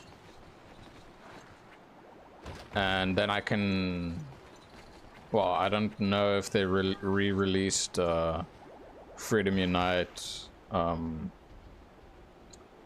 as a physical copy for those games, or for the PS Vita. But it would be sick. This Guildmon, Sophia in Japan. I think she's funny, but Alma's supportive. I agree with you. Gemma feels like a daughter, sister, niece, something like that. Even though my character didn't age. Yeah. Yeah, but she's older than you. We're the problem.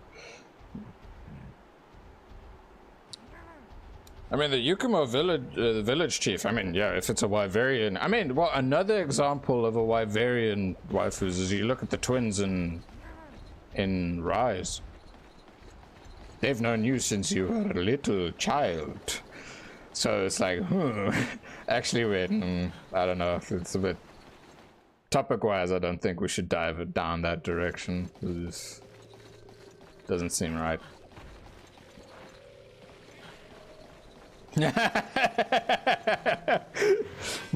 Wyvern milk.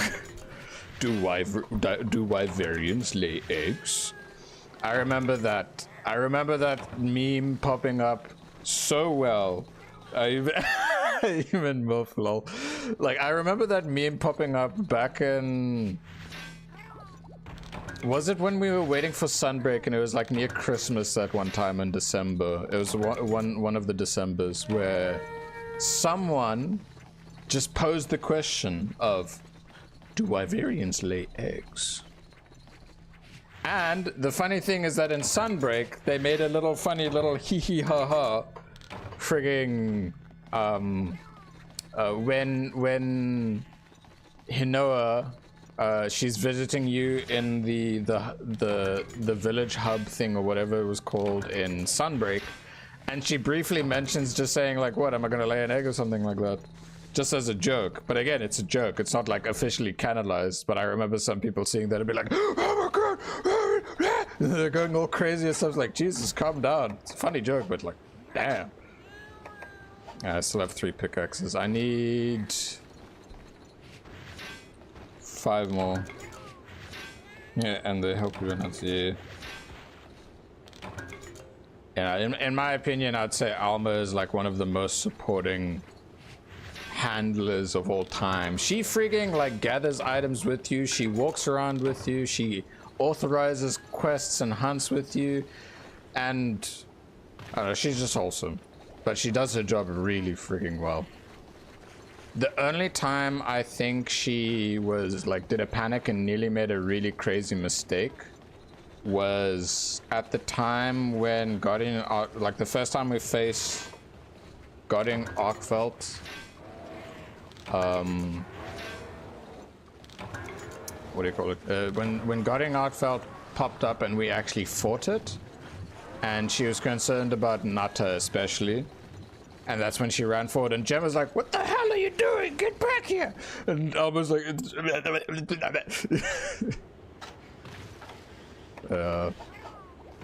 okay, I will say the dynamic of my hunter, Alma, and Nata is that it's just like... Alma's a partner, and... Nata just seems like an adoptive child or nephew. I mean, we did take care of him pretty well. We put him in dangerous situations, but he's alright. He's okay. Okay, my pickaxe broke. Damn it.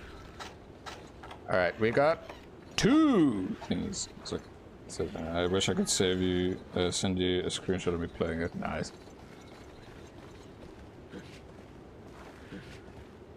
But yeah, back onto retro content. Whoa. Okay, you saw that one frame of that that texture being wacky.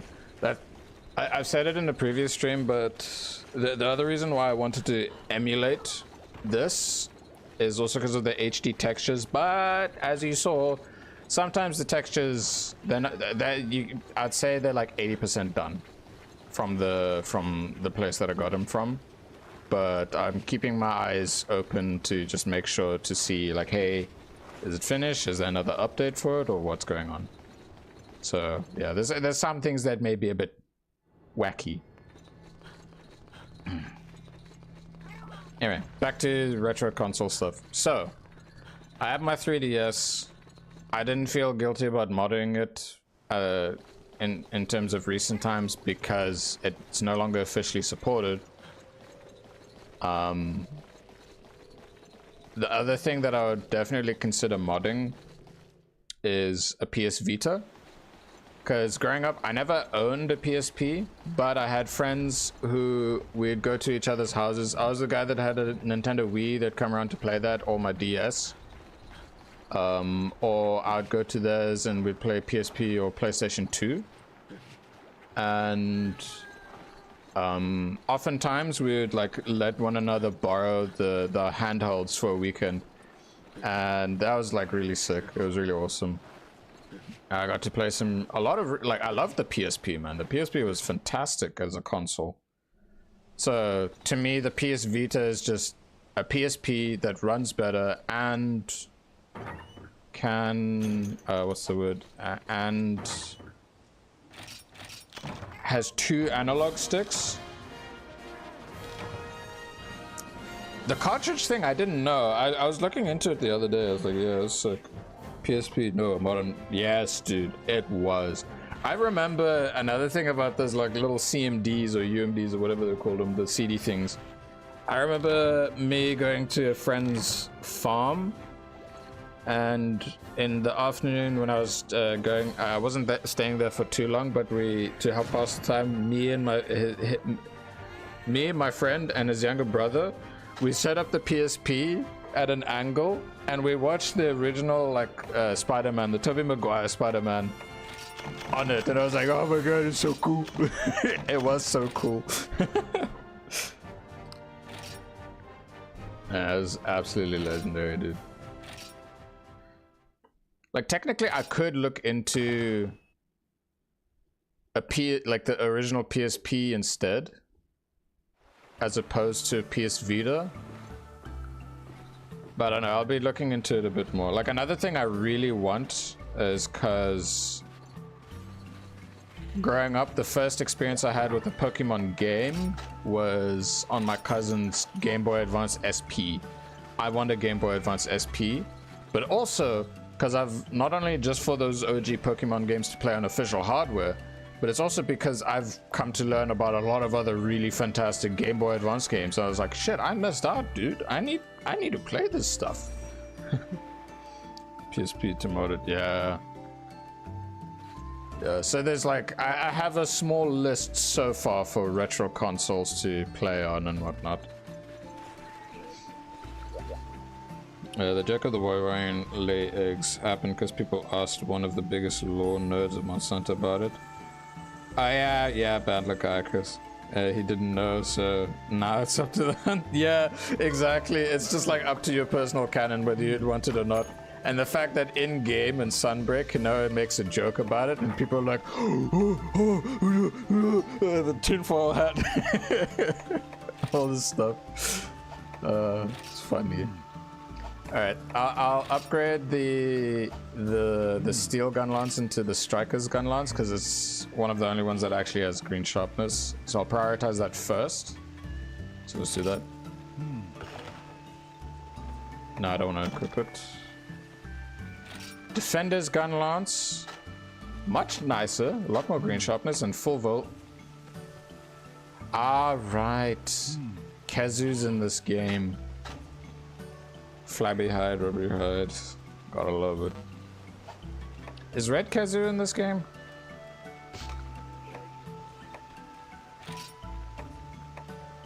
Okay. I need to get 3 Macalite ore for the Jagged Gunlance plus. Oh, it's another one that gets green sharpness. Nice. But yeah. Alright, we're just gonna do another harvest tour. I need to.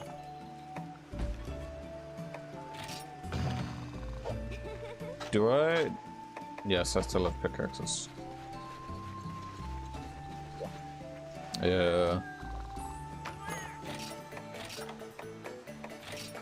Like, one thing I did do, especially because I couldn't play Wilds as soon as it released, I played Wilds like a couple days after Title Update 1 launched. I completely disconnected myself from the MH community, which sucked hard. And like watching Monsanto content.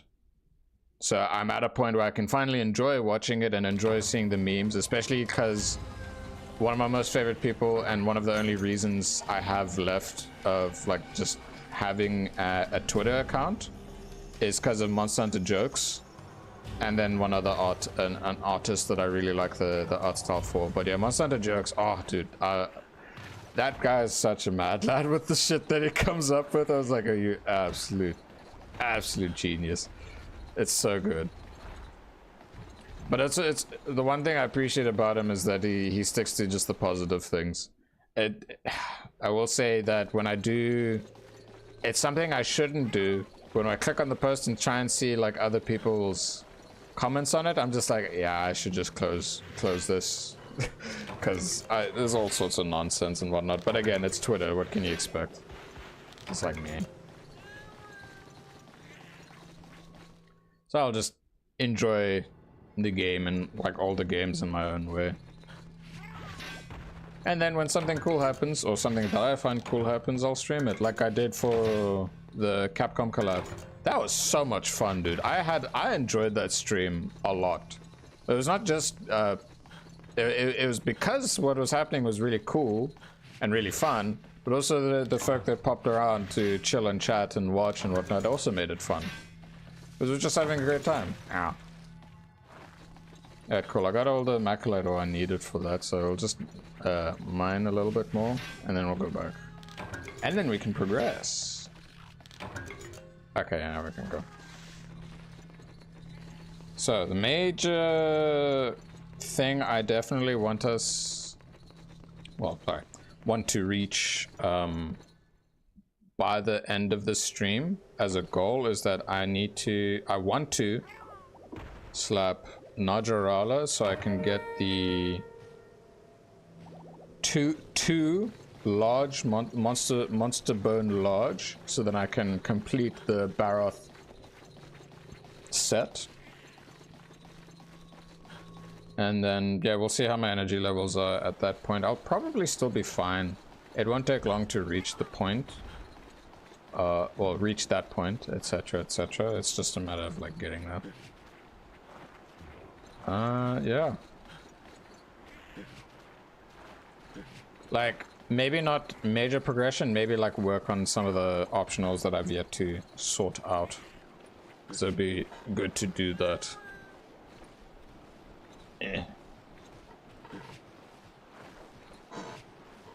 Like, the biggest thing in this stream already is, hey, we saw Gomagala. We saw him. We saw the Edgelord. We got him. Yeah.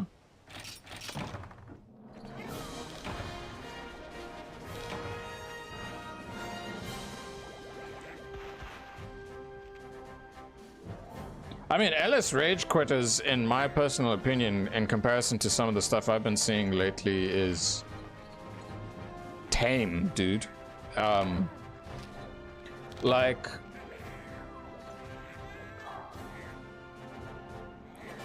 my personal opinion as to why a lot of this stuff in comparison to like back when Rise came out and people were shitting on Rise, but the thing is, people always shit on the newer game and whatnot. It's like, oh, this is too easy, blah, blah, blah, and all this other stuff.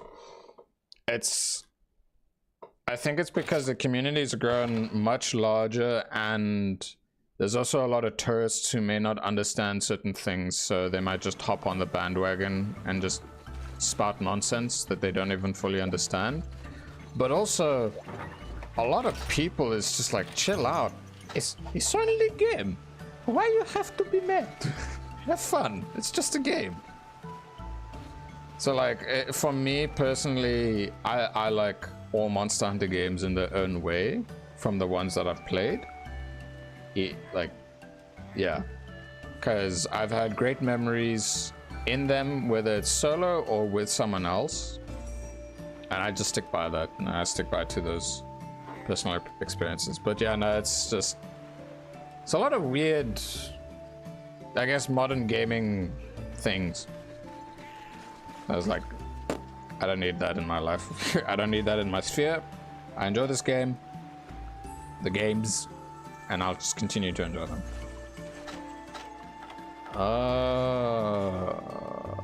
Right, Gunlance.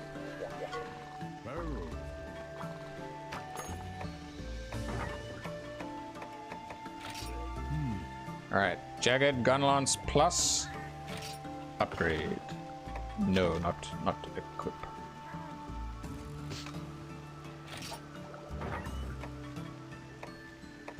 Okay, so we get the Hurricane Gunlance and access to the Princess Penelope. But personally, I think I'm going to stick to the long shelling. I've not tried a wide shelling yet, but I prefer long shelling for now.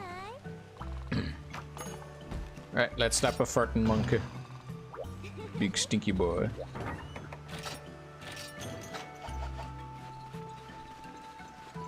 Like, one of the channels that I'm glad I watch and enjoy the content from is his name Ginger Peak or Ginge Peak? He does some Monster Hunter stuff and I really like what he does. I also appreciate some of his opinions about the game. Like his most recent... I think his most recent video is like him making a tier list of all the herbivores. And it's just like... The start of the video is like makes it clear about this and that, and then he just goes on. And he's like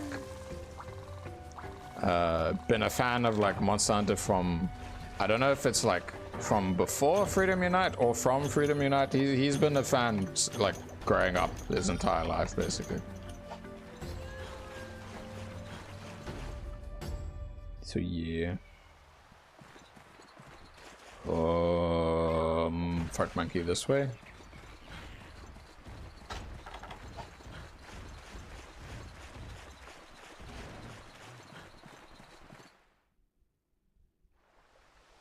Oh, fart monkey this way. I can't exactly remember where, but usually most of the monsters in this map pop up at like area 5. They congregate to that locale. Nope. 7?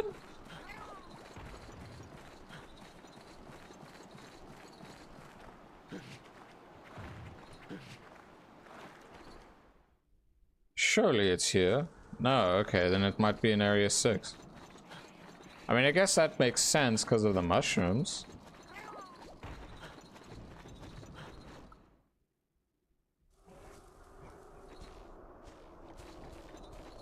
I am mistaken. Maybe area 3 or 4. I don't know. Where's the damn monkey?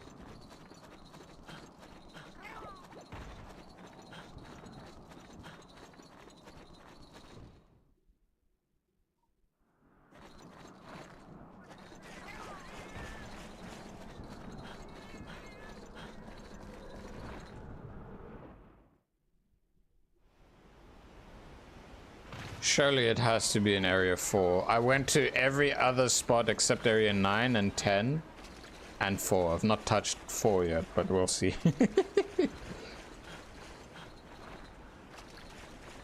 It should have a cutscene, right? Did I face it already? Okay, area 9. Let's go. Oh my god, dude.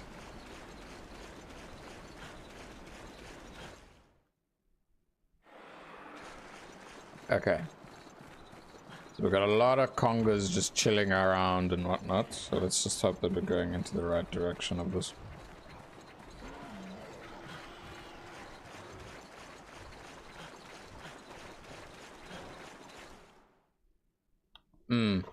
What? Huh? Dude! What? Does it just not have a cutscene or something, or have I already fought one? Oh, that's a small one. I am...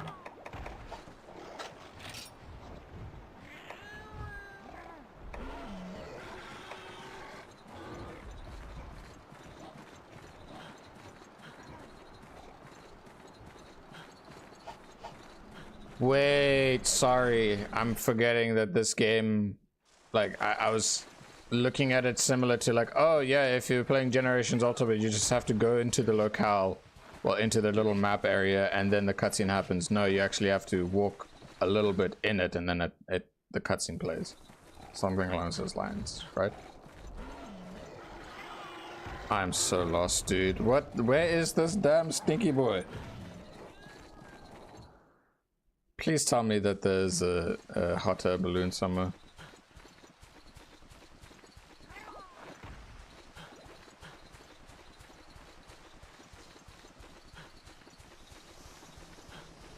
I could try area 10, I don't know.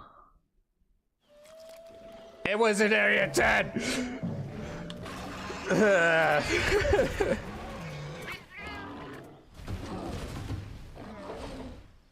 Oh right, the recruiting of the secondary palicos.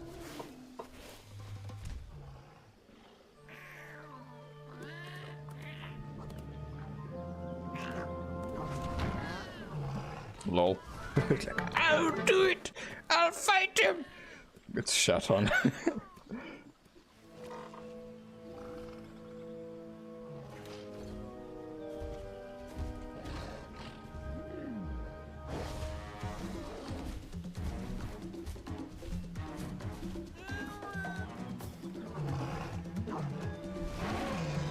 I will say the Capcom does a really good job at, especially the Resident Evil team, they do a really good job at remakes. So I just imagine if that cutscene had the same look as Congalala does in Wilds.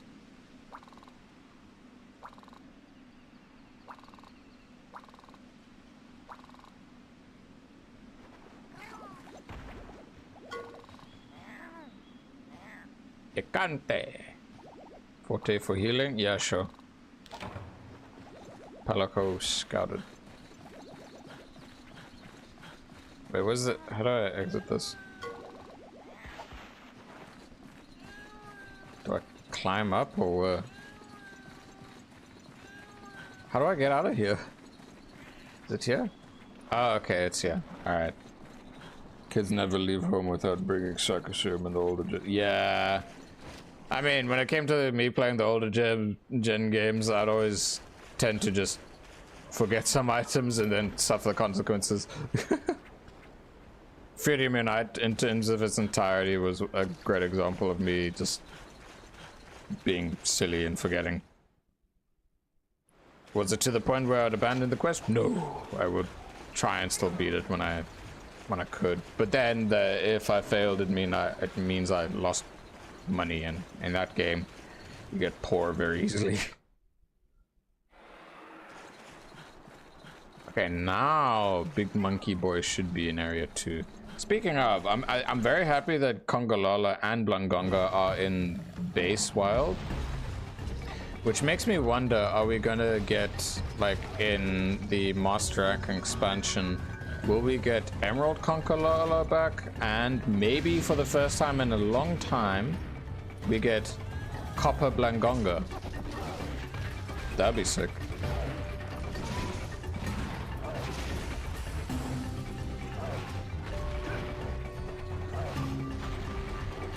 This is a fairly small Congalala. Or am I just seeing things? I feel it's a small one. I might be wrong. Ow.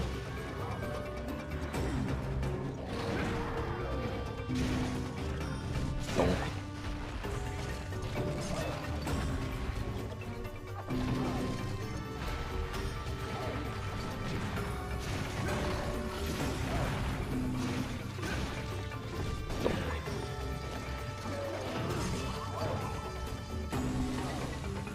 A little bit of the poison breath. Yeah, it pooped on me.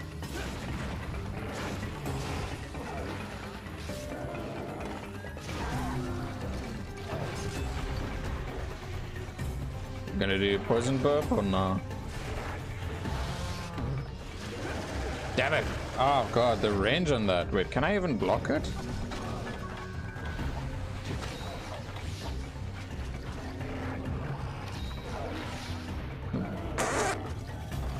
It's like a tight squeeze.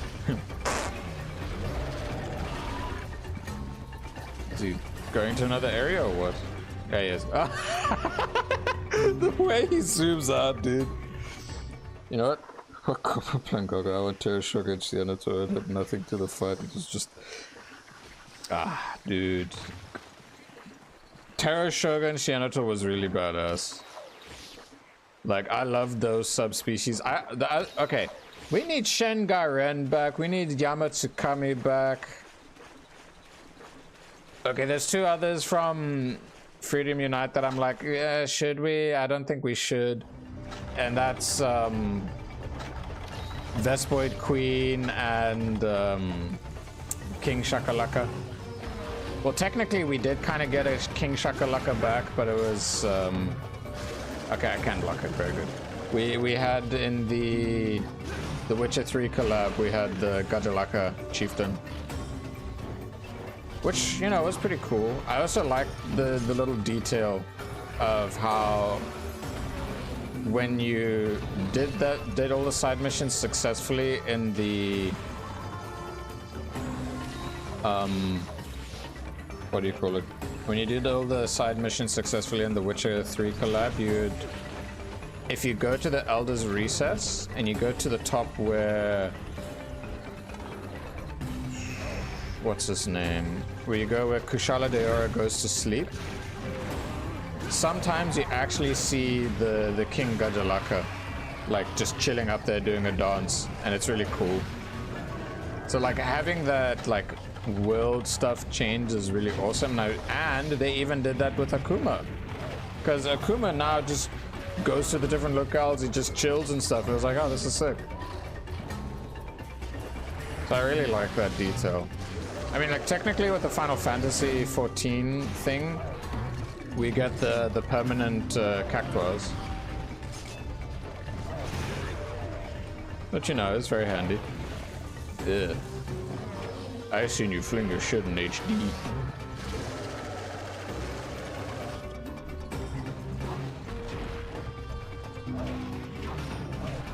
Yeah, bring the old roster of monsters from the mobile game Explore and then give King Shakalaka quick best word terror.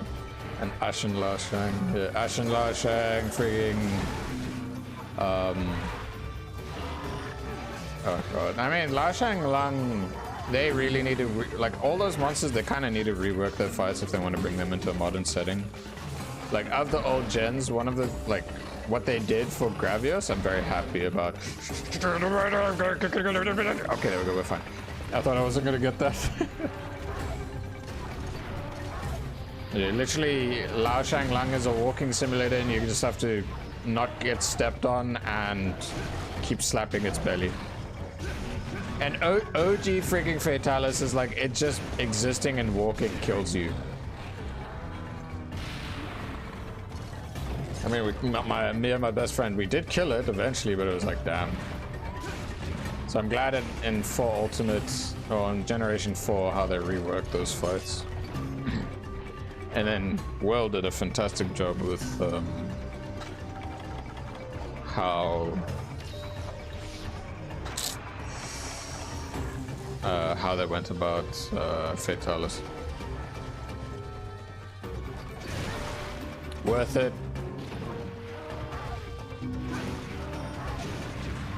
I broke his head as well. Nice.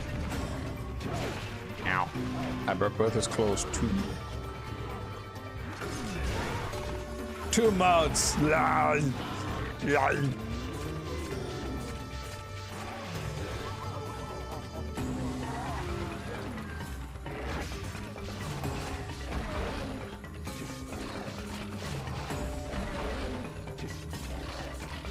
stamina is all risky right now.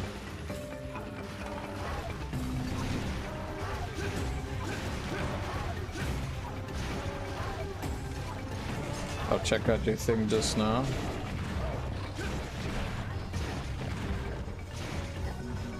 Yeah, it's gonna limp away. Yeah, I knew it. Alright, speaking of seeing the King Shakalak and other quests, there's an Easter egg in the jungle in DOS at the camp on top of the vine. You can look behind and you see Yamatsukami. Yes, I remember seeing that stuff, dude. I remember that. That was really cool. There's a lot of cool things. Okay, Yamatsukami's fight was weird. I couldn't remember. You basically, when he was starting to do his whole suction cup attack, well, no, suction, like him, like literally inhaling you, you had to have the timing to toss in the trank bomb. Otherwise, oftentimes it would be much better and safer if you just make sure you dodge to the side in time so that he doesn't one-shot you. Also, it gets me thinking, was that like one of the only monsters back then to actually have a one-shot mechanic? He also had some really cool armor, the Yamatsukami, like wooden stuff. Monkey dirt! Ooh. Speaking of our cephalopods, I really want Nakakos again. But another question is, like, now that we actually have a cephalopod monster type, are we going to have Yamatsukami and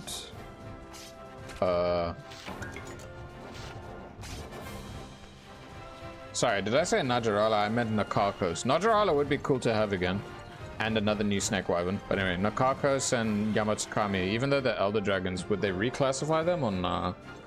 I don't think they would.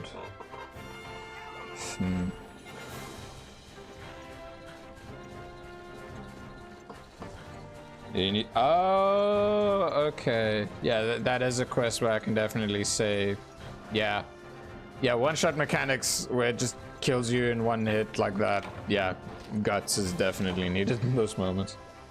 Oh, dude, you just, like, speaking about, like, Freedom Unite is just reminding me of the first experience of me and my best bud fighting against a Cantor. And then the time when we finally beat a Cantor, it was so sick. And then we farmed the shit out of it because I made its armor. Yeah, that was sick. Good times, good times. Yes, I'll hire this. Yep.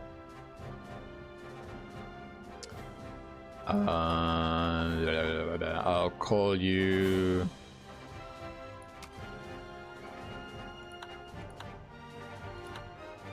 Figaro. Figaro. Yes.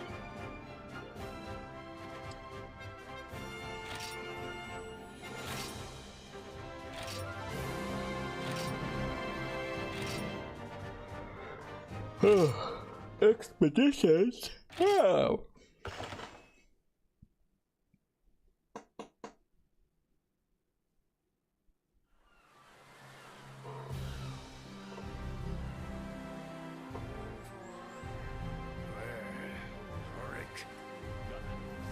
They're going now. Fabius, mad lad. I hope we see the Caravaneer. I hope we see a lot of these characters. Like, even if it's only brief, they just show up to be like, hey, there's this and that. And it's like, oh, hello, I'm just passing by. Well, passing by and they have reason because of, like, I don't know, maybe a title update monster. That'd be sick. Oh look, a sad cat. Smell of fear, blah blah blah.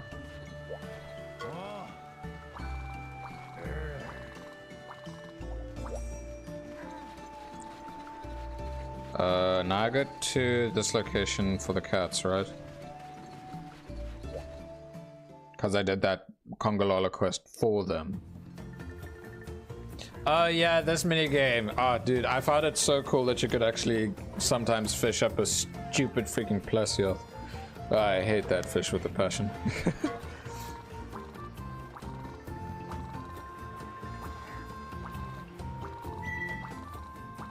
Meowster hunters.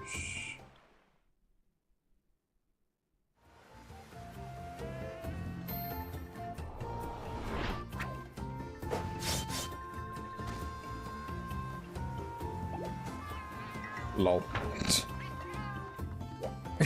My heart is just like, haha, I clap for you. The entire franchise is just a journey of unlocking core memories. These games shine because of the hunting, flexing gear, hunting with friends, letting the most favorite. Yeah, exactly. That is the core thing, one of the major core value, like things about the game that I value massively. It's also why I've become a lifelong fan. Oh, look, it is the Plesioth. Wait, don't I have to talk to an NPC for this? I talk to her. What is this?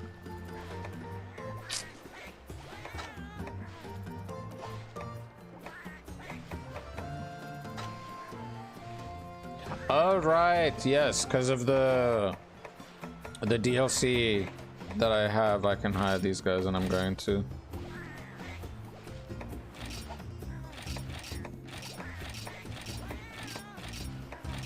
When I see red, blue, yellow, pink, brown, I just think of Power Rangers.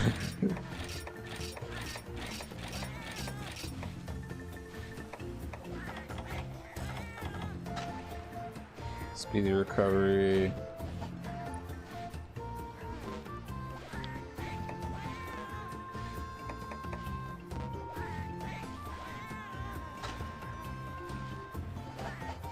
Okay. Now can I use this thing? No. Or was it the something on this side? What's this? That's why I feel kind of sad when people say the story shit. Dude, I can't express the happiness I felt. I felt so sheer and wild and seeing a parallel with it. Dude, you're not alone. I was so hyped and whatnot. I mean, like, I was thoroughly enjoying the story so much that I was picking up on certain details that was just like, wow. Like, a lot of the monsters were big surprises for me, and one of them that I was really happy to see, I heard in the music cue, I was like, huh. Like, when you guys, like, go learn more about Guardian monsters and you fight Ebony Odegaran, literally, when he was talking about it a little bit, he says, I just noticed in the theme, I was like, wait a minute, that's Odegaran's theme. And then we go in and then we see, like, the pile of, when you look at the detail and you look at the tracks on the ground, I just see, like, I know those claws. Those are Odegaran's claws. And then there was an even bigger surprise of it being like it's an ebony Odegaran. I was like, whoa. And it looks so badass because of the Guardian thing. I was like, oh, dude, its armor's gonna look so sick in Master Rank. Yeah. Like, the main thing, in my personal circle, I surround myself with people that are like-minded to a degree. Like, it's fine to have disagreements, but when it's just really stupid reasons, then I'm just like, come on, man, you gotta have, like, more than that. Like, seriously.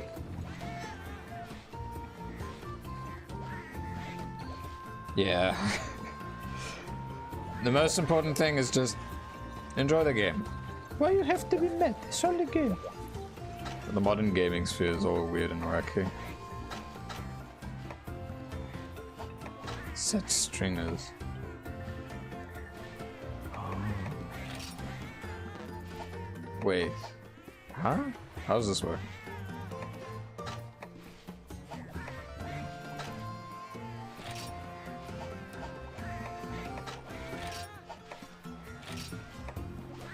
Oh, okay, I understand now.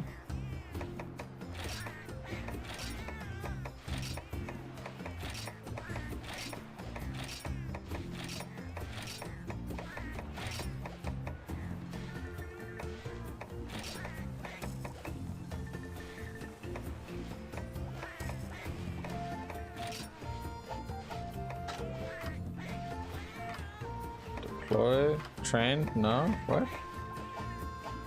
Okay, now this or what?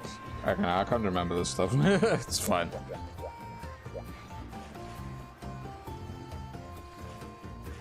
I'm just getting some messages on my phone from a friend of mine. Okay, he's spamming me now. For he will have to wait. But yeah, dude. It is sad when I hear about these things, and to an extent, you know how I said earlier that I disconnected myself from the community so that I could avoid Zaptros, so that I could avoid spoilers. Yeah,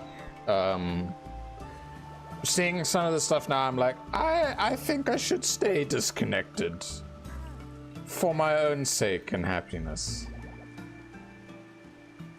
But at least, you know, there's certain content creators that I thoroughly enjoy that don't give in to these trends that tend to happen. But yeah, so we got Lagombi and Zamtrio, so I assume we have to kill both of them for the main quest stuff. How do I'm trying to remember. So I have my cats now. I want to see, do I go into here too? Yeah. All right. Do I deploy here or where?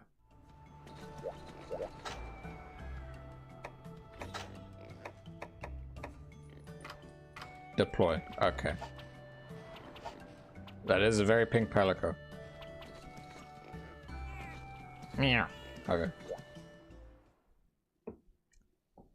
So yeah, don't worry, you're not alone in the sadness and frustrations of how people can be, but it's also just like me. People can be like that sometimes.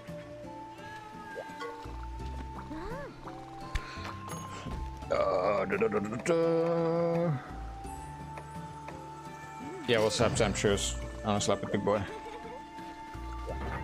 I don't like, well, looking at the time now, I don't know. Oh. Registers contents. Oh wait, I need to make more potions. I need to buy more potions.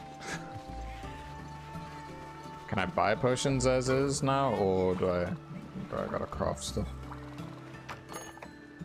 Multiplied, view inbox. Okay, place request. Okay, we do have honey there, but I need to make quite the effort into setting this up real early on.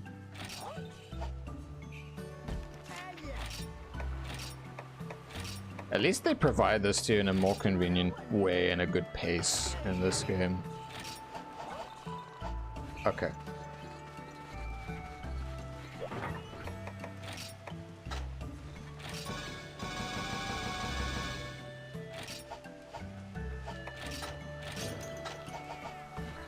Just for my curiosity, before we dive into the Zamtra's hunt, let's see. Yes, I can buy potions from him now. Okay, I'll do that, yeah. So... yeah. And potions... yeah, okay, cool. I'm fine with getting 2 full stacks of that, and then now I can actually apply thingy here. Wait, do I have... yeah, I have more herbs now, so I can add more to the... back when herbs are still something you can eat.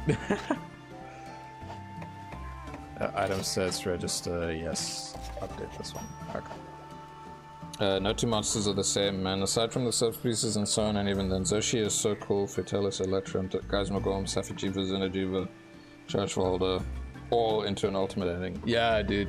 I mean, don't like, you mustn't forget about how really cool Akanto and Okanlos was, or Amatsu, or Atalka, because in the games that you fight them in, they were also really fantastic final bosses with how they went about things, and it's like, it may not have had like the cinematic spectacle as the Gen 5 and Gen 6 has so far, but it was still really good regardless. Did I eat?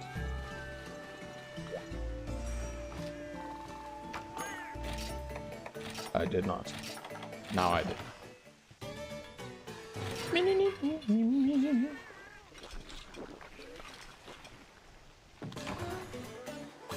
Like, another thing that I found really cool is the idea of how it's like the first OG final bosses, you get Fatalis, and then you get in Portable in Monster Hunter G, you get Crimson Fatalis, and then you get Monster Hunter Freedom or Monster Hunter Portable G or whatever it was.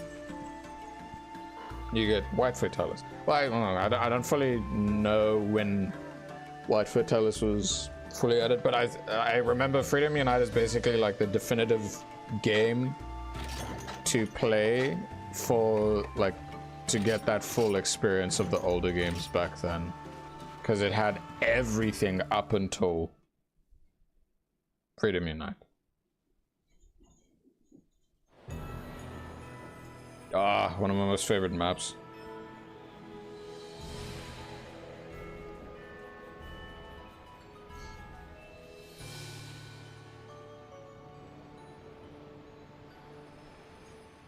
So one thing in Rise that I found really cool is that it took 3 of the old maps, and redid them, like 2 from Gen 3, 1 from Gen 2. My most favorite Gen 2 map, by the way. I really love the jungle.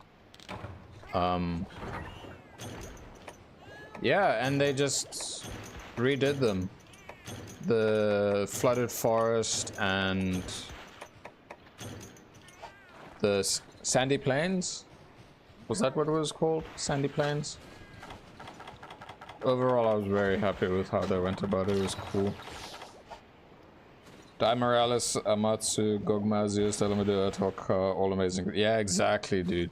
That's the other thing, is like all Monster Hunter games are great in their own way. That's why oftentimes I feel it's unfair to compare one after the other, because they stand on their own. They don't need comparisons and stuff.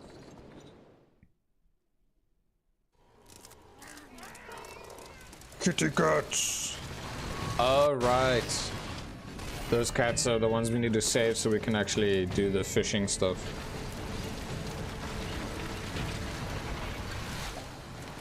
So yeah, of those monsters you've listed, those 3 that I have yet to fight. Di Morales I've not fought. Gogmazios, not fought. Dalamadur, not fought.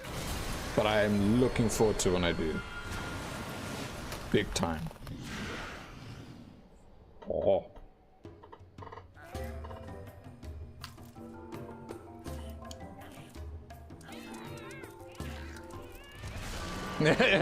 We'll fight together.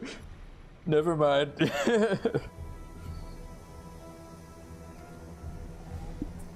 Oh yeah, dude. That's the other thing I really appreciate, especially now that I'm emulating this. The quality of sound that I'm hearing and the music and certain sound effects I didn't hear when playing on the 3DS. Oh, amazing. But yeah, CDS, Golden Beard, all that stuff. A lot of music from Capcom games are fantastic, dude. Hello, Frozy Boy. One of the coolest monsters they ever had. Exemptuous. Okay, let's do that. Am I in range? Yes, I am.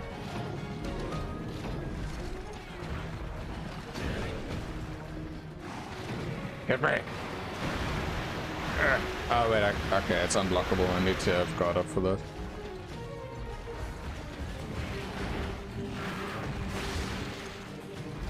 Let me back! Ah, you... okay, that's annoying. Yeah, I can't do anything about that. Okay. Run.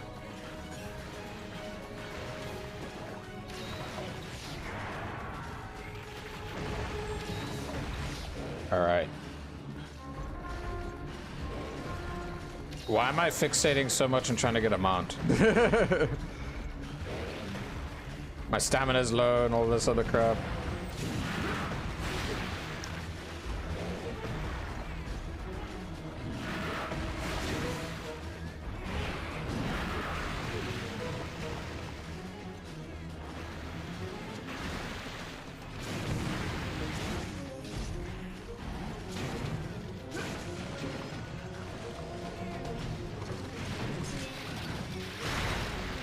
I never knew he did that. What? I never knew he did that. What the hell? In all the times I fought him before, I never knew he freaking did that. That's so cool. Freaking spike, like porcupine ice spikes. But then again, I'm not used to fighting him in his ice armor state when he digs underground. That's actually really sick. Wow.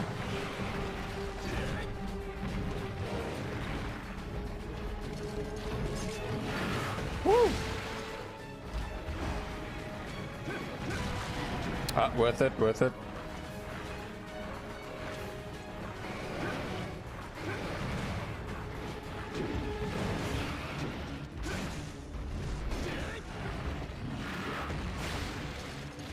I'll read your thing just now, just need a bit of a window.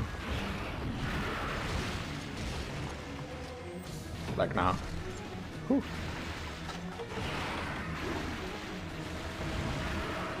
Even that, I was like, what? Okay. Yeah, man, I remember You don't start 4U. Don't you start 4? Yeah, exactly. You fight a frigging whale. And then when one of the last fights is try ultimate, it's another desert whale. Yeah, dude, the desert whales are so badass. The way that they made them in terms of the fights is so much fun.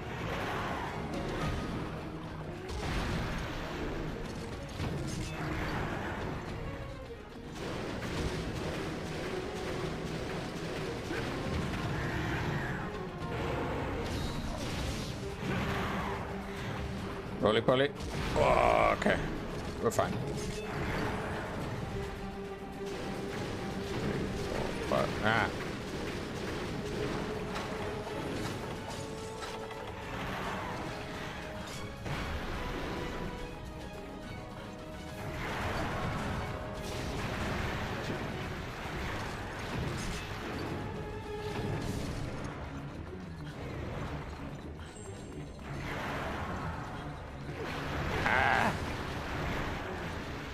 Zamtress of a reform got 81st, not fair. Who got robbed, rise amphibians? Like, oh, dude, yeah. Hearing from you saying like frigging Tetranodont's cool, but Zamtress is like one of the two OG frigging big amphibious boys. He deserves a lot more respect and love. He's a shark and a frog and a pufferfish at the same time. He's really badass.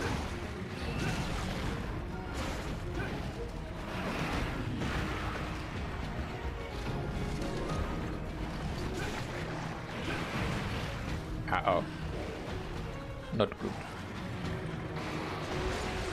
Thank you, cat.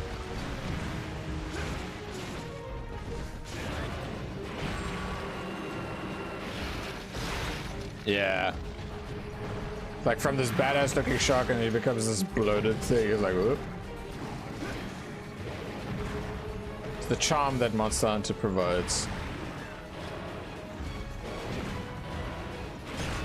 Ah. Come at me. Okay.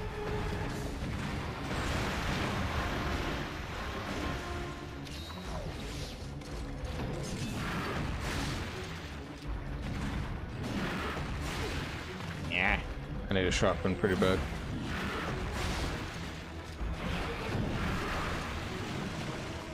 Will this work even if it's angry? No. Usually if a monster's enraged, that won't work at all. Damn it, damn it, damn it. Okay, no, I'm fine.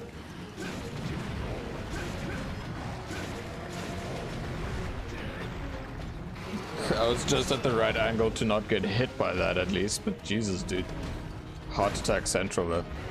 Oh, he's nearly dead. Nice. Hells yeah, brother. Ugh. The silly kitty cats. I think after after this mission, then I have access to crafting armor for my palicos. I believe so. Hey, look, back. I was like, oh, defense mechanism blows up.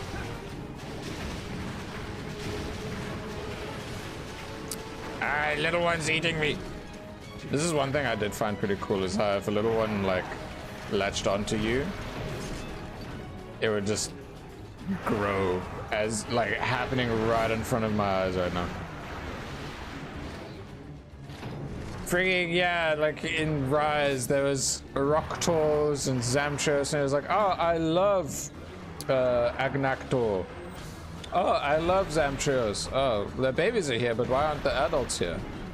I mean, well, to be fair, Jagras were there as well in Rise, but they didn't what's it called? We didn't get any great Jagras there. But I will say I do appreciate the roster of Rise. I appreciate the rosters in all of the games in their own way. It keeps it nice and unique. I'm really loving Wilds as one because we're not like, yeah, there's no Elder Dragons yet. And it gives a lot of, like, they're giving a lot more love to a lot of the regular monsters. Powering them up and all that. Yeah.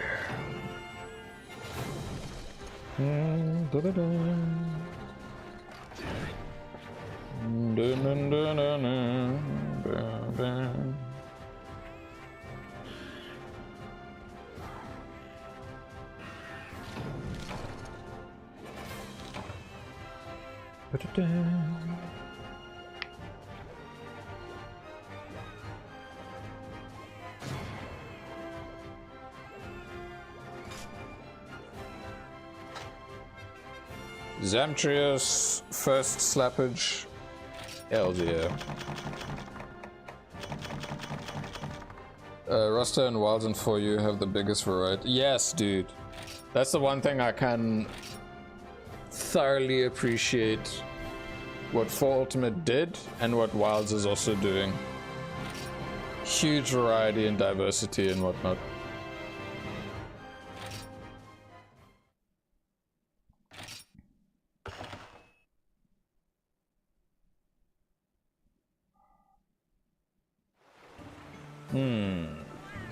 Kitty cat. Thank you for the harvest tour.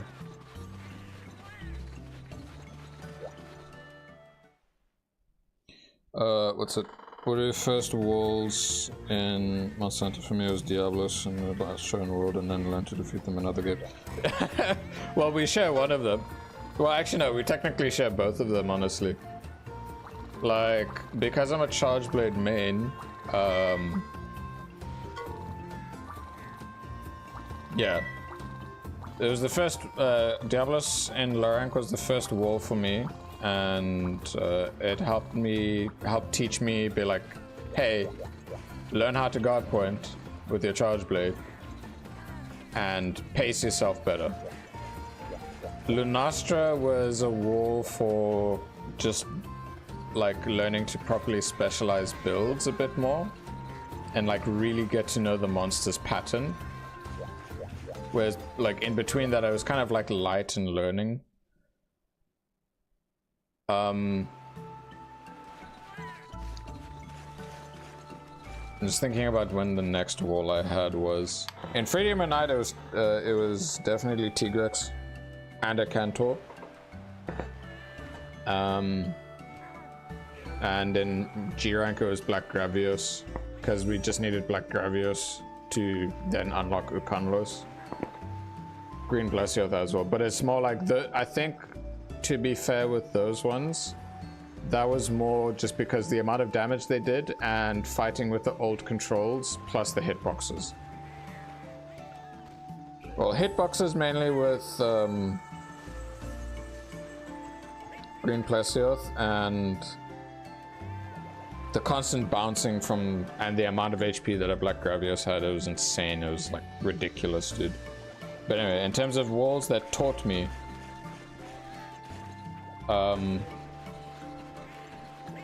Diablos, Lunastra, and then any other wall that happened after that was just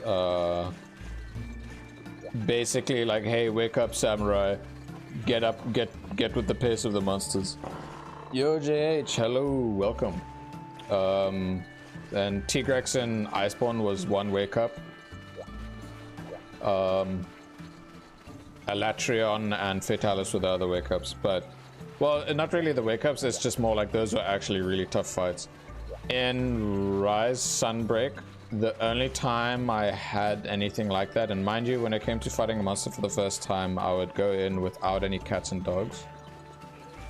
The first time I actually like kept getting like struggling hardcore and whatnot was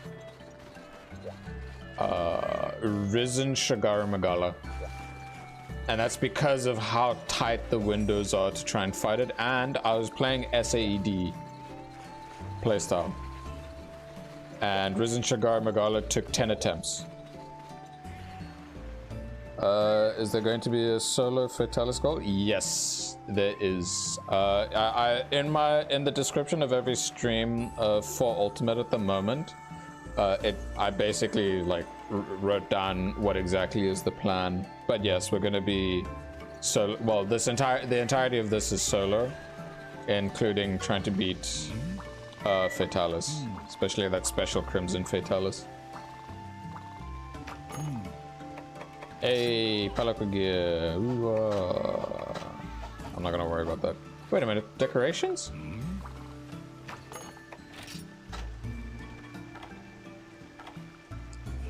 Well, I'm glad I have the decorations. At the Hunting Horn main, the Diablos was a nightmare. I had to learn the timing of Diablos digging out.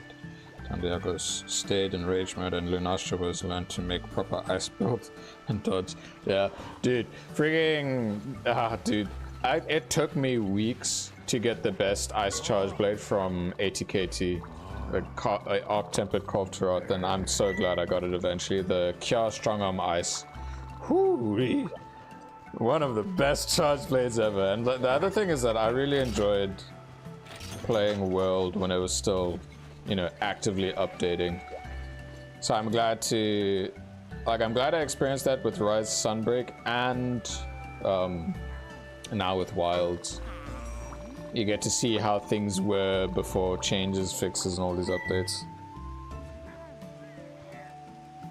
Soloing Crimson Fatalis and 4U was definitely my highlight. Such a hectic fight. Yeah, I can imagine. Like to give you JH, to give you an idea, on my main save that I played on my 3DS, which is here, I did bring it over. This is the second slot save. For Ultimate, I only beat Village low rank in its entirety and close to beating Hub low rank. But yeah, now I look forward to a lot of things here. It's just for this save, I did a weapon poll to do Gunlance. If and only if, by the time I reach Crimson Fatalis, and if I keep struggling with it, and that's because of the weapon thing, I will set up a poll at that point to be like, okay, can I switch to my main weapon? Yes or no? Simple as that. Because Charge Blade is so freaking fun in this game. Like, okay, while I'm talking about it,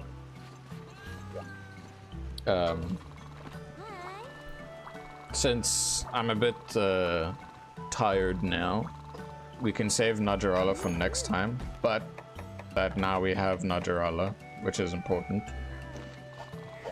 I will show you guys my main save. This Lunastra was really hard for triple carding with friends. And Solituosha. Yeah, dude. Yeah, no, Lunastra. Basically, think about it this way: like a lot of things in any Monster Hunter game, in the first ever Monster Hunter game that we would play, like properly play, and we struggle, it's because we're dog shit in the game. But going back to it, I can say for sure that base world is, yes, quite easy if you know what you're doing, and the DLC, the title update monsters in base world bump up the difficulty massively. The Pickle, damn. Lunastra, damn. Kolftaroth, not really, because Kolftaroth is just a siege fight in its own way. Freaking Behemoth, Leshen, dude, those things would wreck you hardcore. Do you remember back in the day? Well, let me save and go to the main menu of this. Do you remember back in the day how people, when Behemoth came out, everyone basically had a 4-piece Behemoth set when they could, and some, like, for people who couldn't kill it, they would use the plunder blade to try and get all the materials that you could do that. You could get the materials just to craft the armor. Anyway, here's my main save. So this is save slot 1. This is the one that I've put 50 hours and 40 minutes in on my 3DS. Let's go into it. And this is the one where I took my sweet ass time just enjoying reading the story and all those things. And also one of my most favorite charge blade designs. Mind you, I am glad that the demo of 4 Ultimate, when I first saw it, and I saw the charge blade and the design of the weapon and stuff, I was like, oh, this looks pretty sick. And then I'm like, years down the line, first proper, I was like, yeah. Behemoth and Ancient Legend were horrible. I couldn't even... Yeah, dude. But here's the thing. When I went back and actually started fighting like Leshen and stuff, knowing that I have the knowledge I have now, I'm like, it's doable. And if you bring the right things or collect the right things in the hunt, hey, it's great. So like first time round, doing the whole Witcher 3 collab quest where you like try and get all the side missions completed successfully. Because if you had the, if the Puke that you joined you survived, you get a free attack jewel, which is really difficult to get. Excuse me. But yeah, no, it was so badass. Yeah, it was really, really tough, but really cool when you did it with friends. But yeah, I wanted to show you, so yeah, all of these things are done here, then some training quests. All of these are done. All the like the 3 stars are done. All the 4 stars are done. All the 5 stars are done. And then all the 6 stars currently are done. The only new ones that would be there is, you know, the advanced quests, because I have like some there. And then there's the 2 urgents, which is Dara and Moran, Brachidios. Yeah, freaking Guild Mom's like, oh, those strong arms, that explosive personality, and he's right there in the volcanic color. Oh, I could faint be a dear doodle and give him a wink from me. Okay. Ay. But yeah, so from that, I was, when I was playing it on my 3DS, and the thing is that I can, if I want to progress here, and then I just take the save file from here, shove it on the 3DS to replace it and whatnot. But this is more to like test and see. But yeah, the low rank lady. I have all of the HR1 quests done. Yeah, yeah, dude. When I knew about the meme, but when it came to reading all the quest text and like all the dialogue from it, I'm just like, I'm sorry, lady, you got a problem. So all of the T2 or Hunter rank 2 isn't done because there's this. This was the only one I didn't complete, and I was gonna do that and then the urgent quest, which was, you know, getting the HR3 unlocked for that stuff. Guild quests, I set up some for, you know, completionist purposes, just having one of each of these things. And then there's the event quests. Where's the Uniqlo, Pookie King, Fan Club Remobra, Sandblasted, Rollin', USJ Hi-Fi Act. Have I done them? No, because I was prioritizing focusing on the main things. I know I can't talk to the high rank lady here. Oh no, this is arena. I've not done the arena. There's the challenge quests. This is all the DLC. There's leaderboards, not gonna do anything. The jump pirate charge blade is 6. Oh dude, all the pirate things that I've seen look so badass, and I look forward to getting them. But yeah, so I can't talk to the high rank lady. But yeah, I just wanted to show you a little bit of my main save. Yeah. Personally, would I progress this save on the emulator? No. I enjoyed playing and progressing it on my 3DS, because playing it on official hardware was amazing. The main reason why I brought it here is so that I could do the streaming of it, because I felt it'd be really cool to stream it on Mondays, like once a week, to kind of be a way to just chill and chat to you guys. And yeah, and like also play a different weapon in the older game. And we're playing with Gunlance. So yeah, that's the one main thing. But yeah, no, I hope Capcom does consider and actually, you know, makes Capcom Collection of the Freedom Unite 4 Ultimate, 3 Ultimate,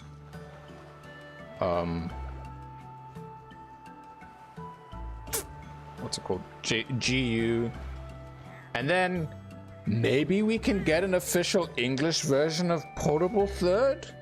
Then we get Try, we get Dose, we get the original Monster Hunter, we get Monster Hunter G, whatever, all the other iterations maybe.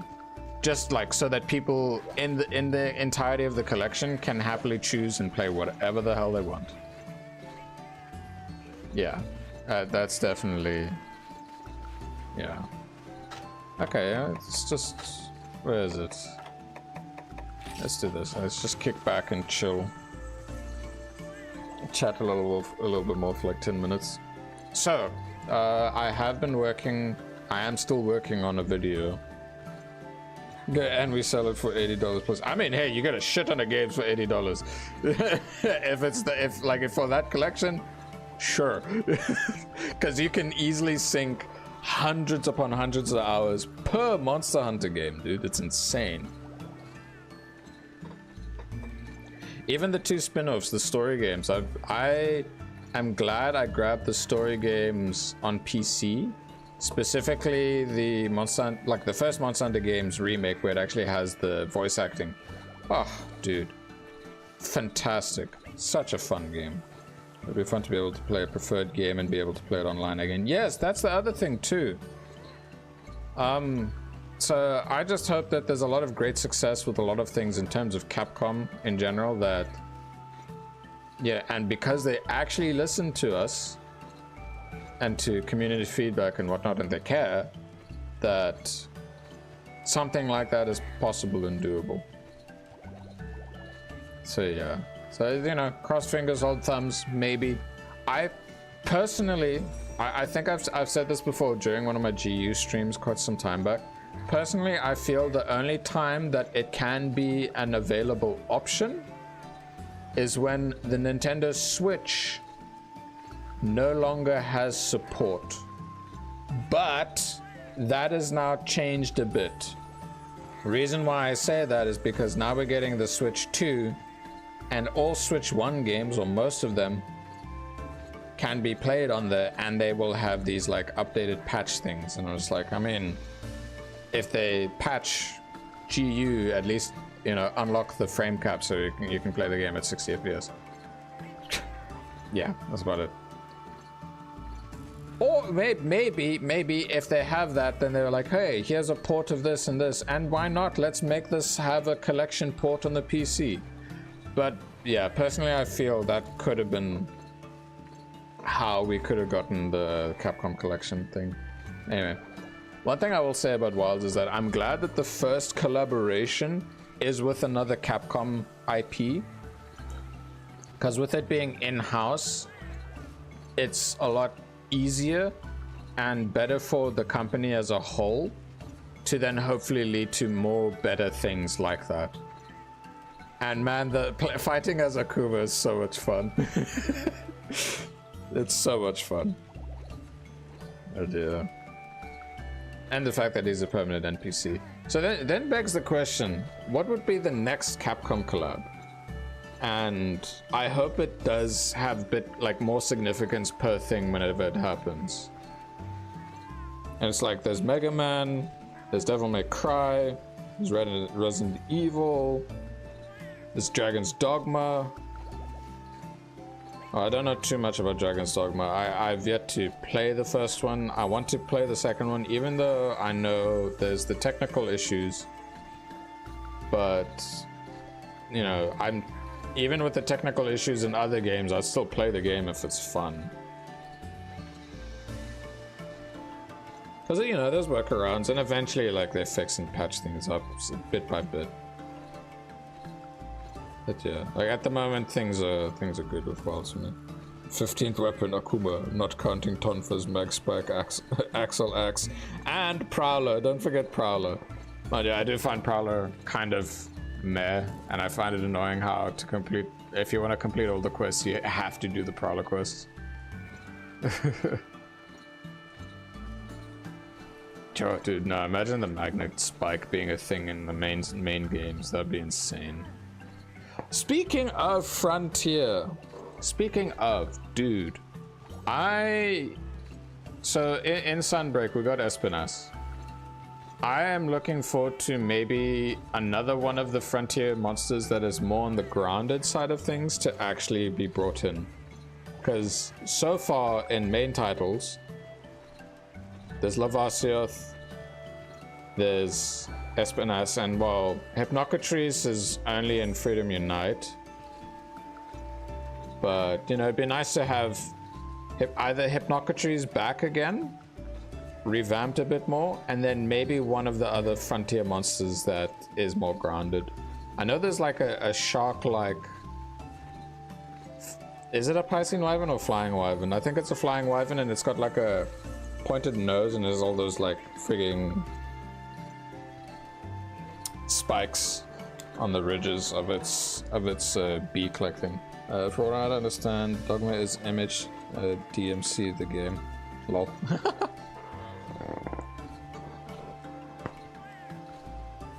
Oh yeah, you just reminded me about how there's gonna be the Okami sequel. I should play Okami HD. That'd be nice. You're gonna have your silly metal Lavasioth. I'm gonna like it. Yeah, you have this gold and silver fish. You fight them at the same time. I know that, like, was it Monster Hunter Explore? That was the one that had that Egyptian Anubis-like Elder Dragon, right? One that focused more on sand. And, okay, in Frontier there was that Magnet Elder Dragon. That was cool. From, well, again, I've not played, but I've seen some stuff and it looks cool. Dragon's Dogma, I played a ton, but feels unfinished to play it. You will see what I mean, and sequel was controversial on PC, didn't play it because of that. Yeah. But didn't play it because of the controversy, or didn't play it because you experienced the pretty meh stuff? Like, I watched a friend who was screen sharing the first Dragon's Dogma. It seems fun, but it's like, it's one of those games that once you're finished with it, you're finished with it. Yeah.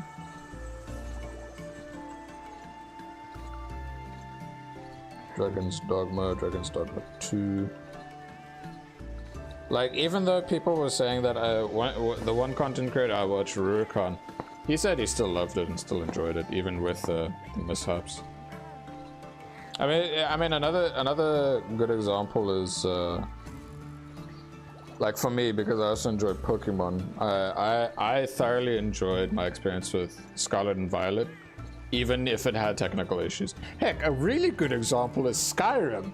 Skyrim and frigging Fallout and all the, like, well, Fallout 4, Fallout New Vegas, Oblivion. It's the charm of that mess. The only time it sucks is if it's like real bad. I wouldn't mind seeing the implied Red God Dragon from Frontier, the one with a spiked cannon. Like the big turtle thing. The one that shed the same skeleton as Akanto and Okanlos. If that's the one, that would be pretty sick. Oh, dude, you just reminded me of the one crab that's there. The one that's like starts off covered in rocks and eventually it like cleans it off and becomes this like super powerful, pure white crab with thunder powers, and it just becomes badass. Controversy of not running good plus to new.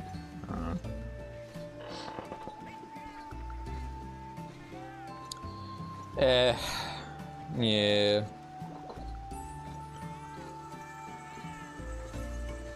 One thing I've learned over the years is sometimes it's best to just give it a shot yourself and see if you enjoy it. Because there's definitely several points where I got too influenced by opinions of people that I don't even know personally at all, and then coming to realization years later, it's like, why did I think this, or why did I go about it like Yeah, since it's been applied to exist in the lore, so it's got to be a good surprise reveal. Yeah, no, dude, it'll be sick. Again, like, there's a lot of potential. The main thing that would take time with the development of it is adapting and reworking its fight while keeping its core mechanics that make sense and make it a bit more grounded in terms of things. Yeah, no, there's a lot of things to look forward to and like theorize, because that's the main thing, is just enjoy playing around with ideas and theorizing. Ignore leaks, don't go finding leaks or whatnot, avoid spoilers as much as possible, and then when things come out, have fun. Experiment, try things out, mess around. I mean, like when Title Update 2 goes live, I've not seen what the trailer is. I didn't see the video for Title Update 1, and I don't plan on seeing those things at all because I just want it to be a surprise. So I'm excited to find out what we're gonna see in Title Update 2. I know that there's monsters, it's multiple. Probably 2. Whether, in terms of what it is, I don't really care. I'll just look forward to seeing it. I know that later on we'll get another Arc Tempered. Great. Another new armor set to mess around with and just have fun. And yeah, no, it's just gonna be fun. I'm looking forward to it. I'll definitely stream it as soon as it comes out, and if I'm like, those streams will happen in the morning, or in my morning at least.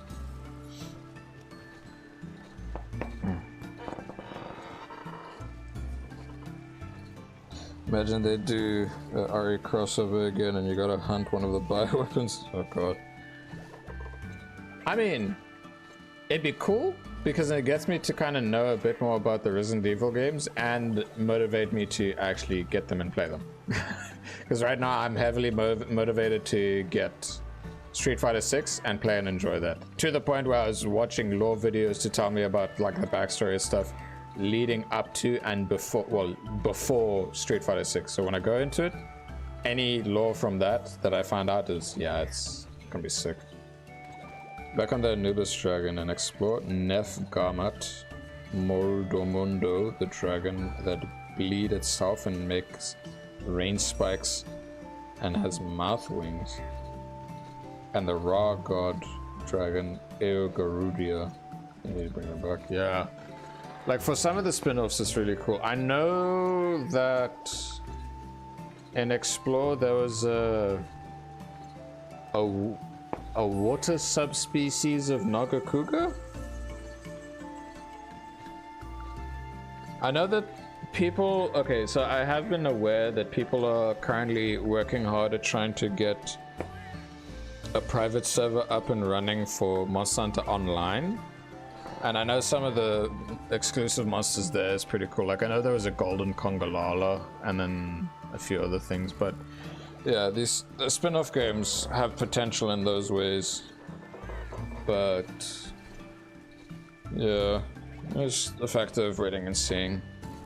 One big factor of importance is knowing whether the main team cares about them or not is when they post things. Because we have Monster Hunter now and we have that other Monster Hunter coming out. And but the main things that the main Monster Hunter channel advertises is either a main title or Stories title. I look forward to Monster Hunter Stories 3 when they plan on doing that.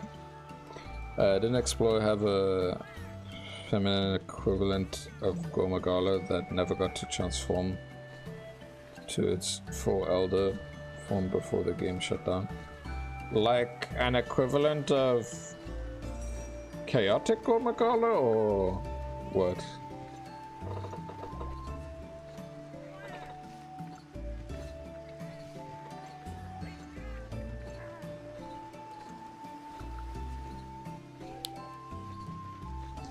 Because there's a lot of info that I can say that I have no clue about.